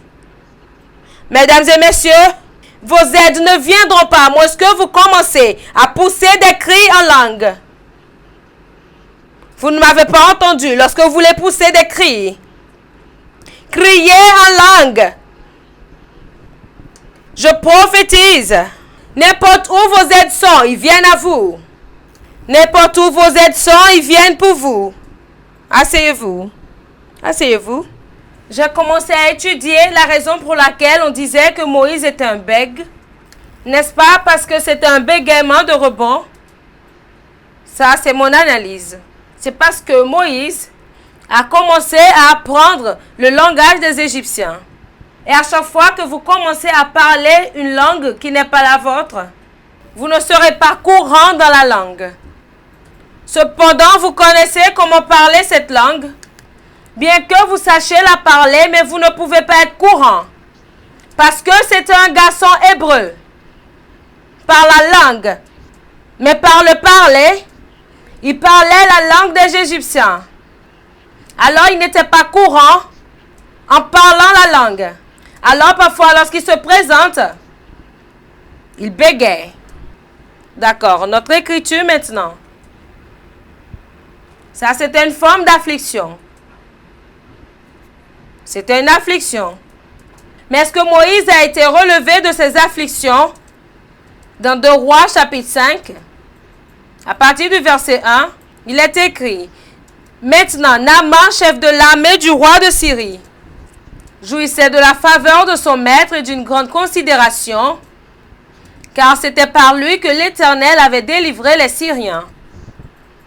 Mais cet homme fort et vaillant était lépreux, qui est Naaman. La signification de Naaman, c'est la beauté, le charme, la beauté, le charme, ce qui est beau, le charme. Naaman était un général d'armée. Lorsque vous voyez ces mots capitaine dans ces jours, cela veut dire un général d'armée.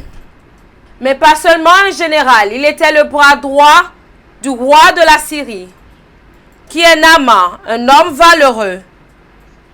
Qui est Naaman, un homme fort. Qui est Naaman, un général vaillant avec une épée. En fait, par le récit théologique, ils ont dit que Naaman a combattu violemment contre les Israélites pendant ces jours-là. Et c'est par ses aptitudes violentes et puissantes et par ses stratégies de guerre, ils ont eu la victoire grâce à Naaman. C'est en ce moment que les Syriens ont combattu Israël à la guerre et ils ont vaincu Israël.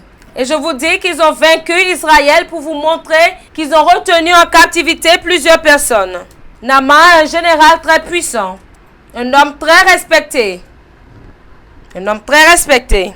Lorsque Naaman se déplace, tous les autres généraux s'agenouillent parce qu'il était le bras droit du président. En d'autres termes, la manière dont je le vois, il était comme un vice-président dans cette nation. Le président ne fera rien à moins qu'il discute avec Naaman. Parce que la Bible dit que les Syriens ont remporté la victoire à cause de la vaillance de Naaman. Mais il y avait quelque chose qui n'allait pas. Quelque chose n'allait pas avec lui. Il a conquis ouvertement mais ne pouvait pas conquérir secrètement.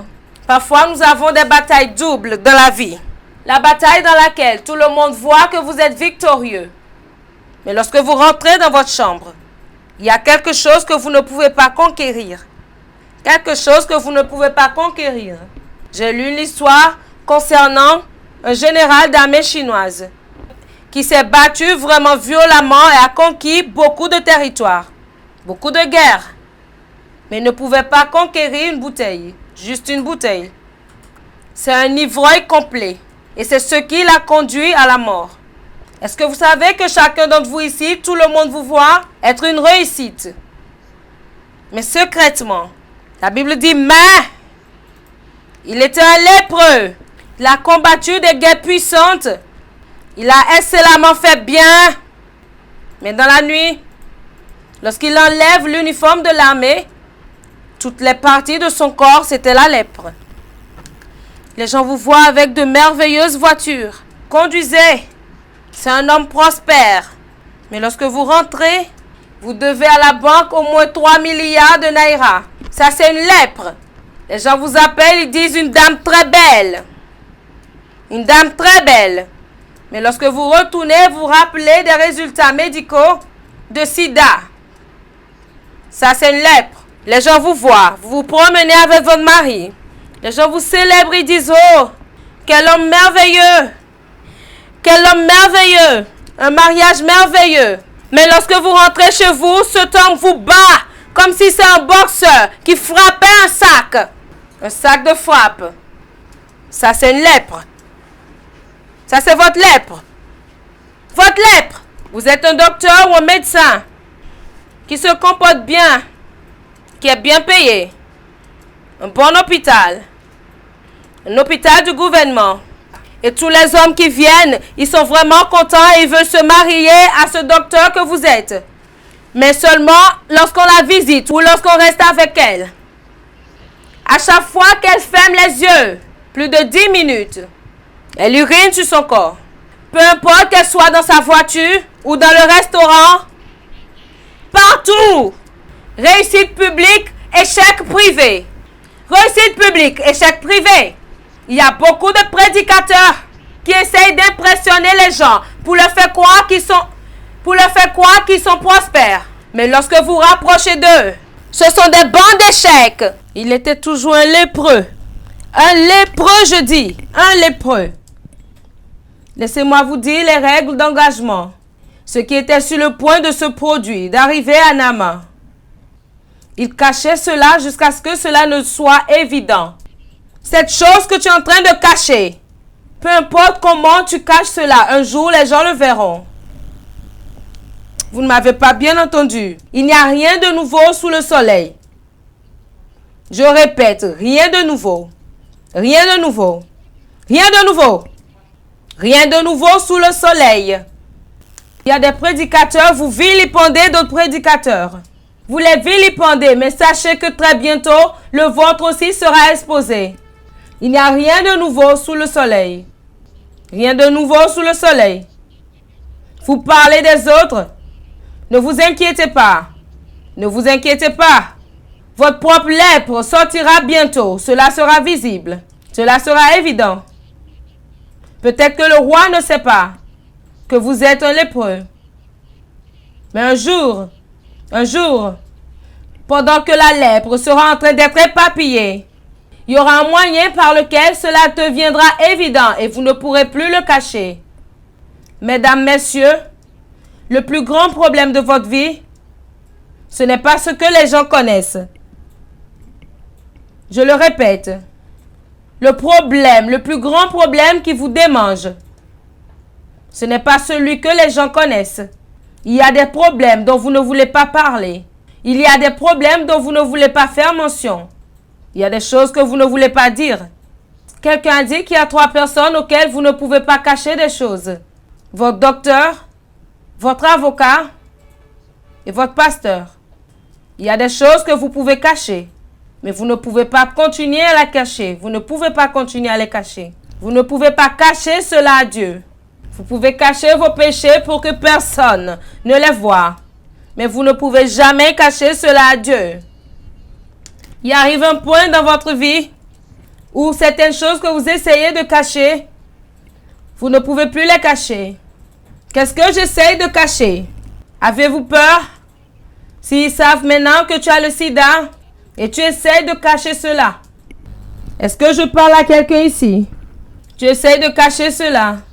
À chaque fois qu'on dit va passer des examens. À chaque fois qu'on dit va faire des examens médicaux. Tu essayes de manipuler les résultats. Mais il y a un niveau où cela se manifeste. Je suis venu ici pour m'occuper de certaines personnes ici, vivant une vie d'hypocrite. Peut-être que vous avez de la réussite dans certains domaines. La Bible dit que Naaman était un homme sous autorité, un homme vraiment valeureux, un homme vaillant. Mais je suis venu traiter avec des Naaman ici. Je suis venu traiter avec certaines personnes ici qui vivent une vie d'hypocrisie. Cependant, vous avez quelques réussites dans quelques domaines. Je suis venu m'occuper de votre main. La Bible dit que Naaman était un homme d'autorité, un homme fort et vaillant. Mais, où est ce mais? J'ai acheté une maison. J'ai bâti une maison. Je me suis mariée. Mais, je n'ai pas un enfant. Je suis belle. Je suis un diplômé. J'ai terminé, j'ai mon master. J'ai un bon travail. Mais, je n'ai pas un mari. Oh, je suis meilleure. Je voyage partout à l'étranger. Je suis revenue.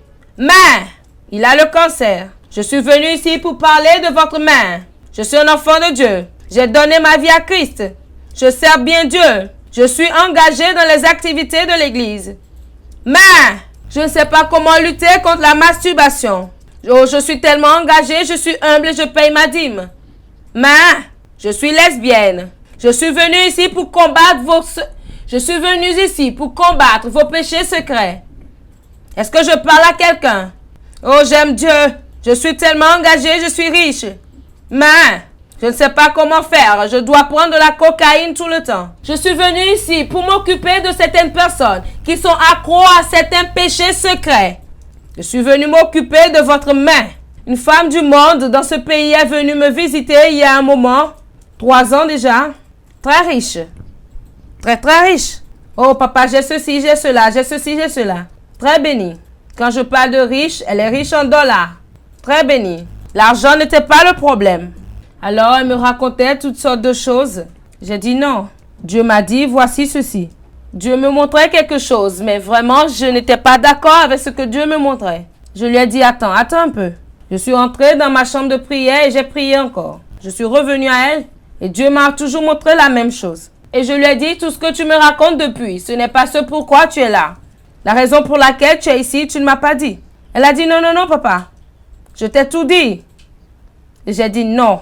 J'ai dit non, tu t'injectes avec un certain liquide.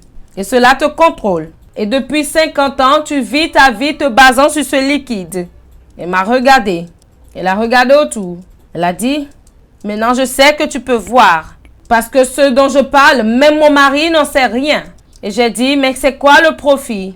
Elle a dit que parfois elle achète ces choses à 40 000 $. Et à chaque fois qu'elle ne prend pas cette injection, elle est très influentielle. Elle a vraiment de l'influence. À chaque fois qu'elle ne prend pas cela par jour, elle n'est pas elle-même. Alors elle sait comment s'injecter cela. Elle fait comme cela et elle dort. Et je l'ai regardée. Et j'ai souri. Et Dieu m'a dit, c'est sa lèpre. Et Dieu m'a dit, voilà sa lèpre. Très riche. Bénie. Mais voici sa lèpre. Il y a certaines femmes très belles. Aucun homme n'est attiré par elles. Parce qu'elles sont des animaux. J'en ai rencontré une. Très belle. Elle a dit qu'elle n'a aucun sentiment envers aucun être humain. Du tout. À chaque fois qu'elle voit un chien, elle est attirée par ce chien. Je vous dis des histoires vraies. Et j'ai regardé son visage. Et j'ai dit vraiment? Elle a dit oui. Elle dit qu'elle a déjà 4 sortes de chiens. Elle est bénie, elle est riche, elle vit à l'étranger, mais elle couche avec les chiens. Quel genre de lèpre êtes-vous en train de cacher? Quel genre? Quel genre? Certains d'entre vous bien habillés, mais il y a une partie de votre corps dans lequel les asticots sautent. Et vous couvrez cela. Qu'est-ce que vous êtes en train de cacher que personne ne peut voir? C'est ça le problème. Toutes les fois que vous apparaissez devant un homme de Dieu, prie pour ma famille. Même lorsque vous écrivez une requête de prière, vous cachez cela tellement bien pour que personne ne voit. À chaque fois que c'est le moment de la prière, vous pouvez crier, prier concernant les choses. Mais lorsqu'il s'agit de ce problème, vous priez dans votre cœur. Votre lèpre. Et maintenant, qu'est-ce qu'on fait aux gens qui ont la lèpre? Numéro 1, on les isole. On les sépare des autres. Cela veut dire, 5 choses peuvent arriver à Naaman. Numéro 1, il perdra son emploi. Numéro 2, il perdra sa position. Numéro 3, il sera isolé. 4, il ne sera pas capable de prendre soin de sa famille. 5, il finira par mourir. Alors ces 5 choses étaient déjà en train de résonner dans le cœur de ce général. Un jour, lorsque Naaman était toujours dans sa chambre, essayant de se changer, lorsqu'il a enlevé sa chaussure et sa chemise, la domestique était en train de nettoyer la chambre. Et soudainement, elle a vu que son patron était un lépreux. Elle dit, tous ces gants que mon patron est en train de porter, c'est qu'il cache sa lèpre. Et pourquoi Naaman s'est déshabillé peut-être devant elle? Parce qu'elle était insignifiante. À qui est-ce qu'elle dira cela? Elle est seulement une domestique. Elle n'a pas de nom en Syrie. Elle vit sous mon toit. Elle est nourrie par moi. Je prends contrôle d'elle. Alors tout ce qu'elle voit maintenant, je m'en fous de cela. Je suis tellement conscient de mon choix politique. Et je suis tellement conscient de mes concurrents. Mais les gens qui vivent autour de moi, je sais que je les nourris. Alors je n'ai pas peur. Alors, elle a épié et elle a su que quelque chose n'allait pas avec son patron. Les théologiens vous diront que la raison pour laquelle Naaman est devenu lépreux, c'est parce que il a pris cette Israélite, la domestique, et a fait d'elle une esclave dans sa maison. C'est pour cela que Dieu l'a frappée d'une lèpre. La fille était une Israélite. Puis-je dire ceci? Chaque fois que vous prenez quelque chose qui appartient à Dieu et vous essayez de froisser cela, Dieu vous affligera. Puis-je dire à quelqu'un ici? J'ai entendu certains d'entre vous qui me regardaient ici et qui m'écoutaient. Dans la maison, au moins 15 000 de vous. Toute personne. Dieu m'a demandé de vous dire qu'il y a des personnes ici. Dieu a dit de vous dire qu'il y a des gens ici qu'il est sur le point d'affliger à cause de moi. Dieu m'a demandé de vous dire qu'il y a des personnes ici que je suis sur le point d'affliger de votre part. Je vais renverser vos ennemis jusqu'à ce qu'ils ne reconnaissent que Dieu est le Tout-Puissant. Alors le bibliste a dit que la raison pour laquelle Dieu a permis que Naaman soit affligé, c'était à cause d'elle. Parce qu'il a capturé une Israélite. Il en a fait une esclave. Certains d'entre vous ici, vous êtes sous captivité. Je ne sais pas, mais il y a des combats d'esclaves entre les mains de Naaman. Je ne sais pas comment ils vous ont amené là où vous êtes. Ils vous ont forcé à rester en pauvreté. Ils vous ont forcé, obligé à rester dans le cancer. Ils vous ont obligé à rester dans les débattements. Ils vous ont obligé à rester dans les larmes. Ils vous ont forcé à avoir l'ascension et la chute. Ils ont renversé votre affaire. Vous étiez une fois en Israël. Maintenant, vous êtes en Syrie, dans la maison de Naaman. Et vous êtes là-bas essayant de chanter la chanson de l'Éternel. Dans un pays étranger, ils vous ont amené en captivité. Ce n'est pas votre emplacement. Ça, ce n'est pas là où vous êtes. L'affliction. L'affliction de la maison de votre père. L'affliction de la captivité. De l'ennemi. Je suis ici pour prêcher à quelqu'un. Aujourd'hui, Dieu afflige votre maître esclave. Votre maître esclave ne dormira pas. Dieu est en train de les affliger. Je prophétise. Dans un pays étranger, votre maître esclave est affligé. Je ne peux pas rester ici. Ce n'est pas là où je devrais être. Je suis supposé être meilleur. Qui est en train de me lier? Est-ce que c'est la pauvreté? Est-ce le cancer? Naaman, ce n'est pas mon emplacement. Pourquoi tu m'as amené ici? Je suis un Israélite. Pourquoi dois-je être en Syrie? Je prophétise. Vous êtes supposé être un succès qui vous a lié, ligoté. Vous êtes supposé porter vos enfants qui vous a ligoté. Je prophétise. Vous sortez maintenant. Vous sortez maintenant. Vous sortez maintenant. Vous sortez maintenant. Vous sortez maintenant. Cette affliction doit s'arrêter. Cette affliction doit s'arrêter. Cette affliction doit s'arrêter. Que quelqu'un crie feu.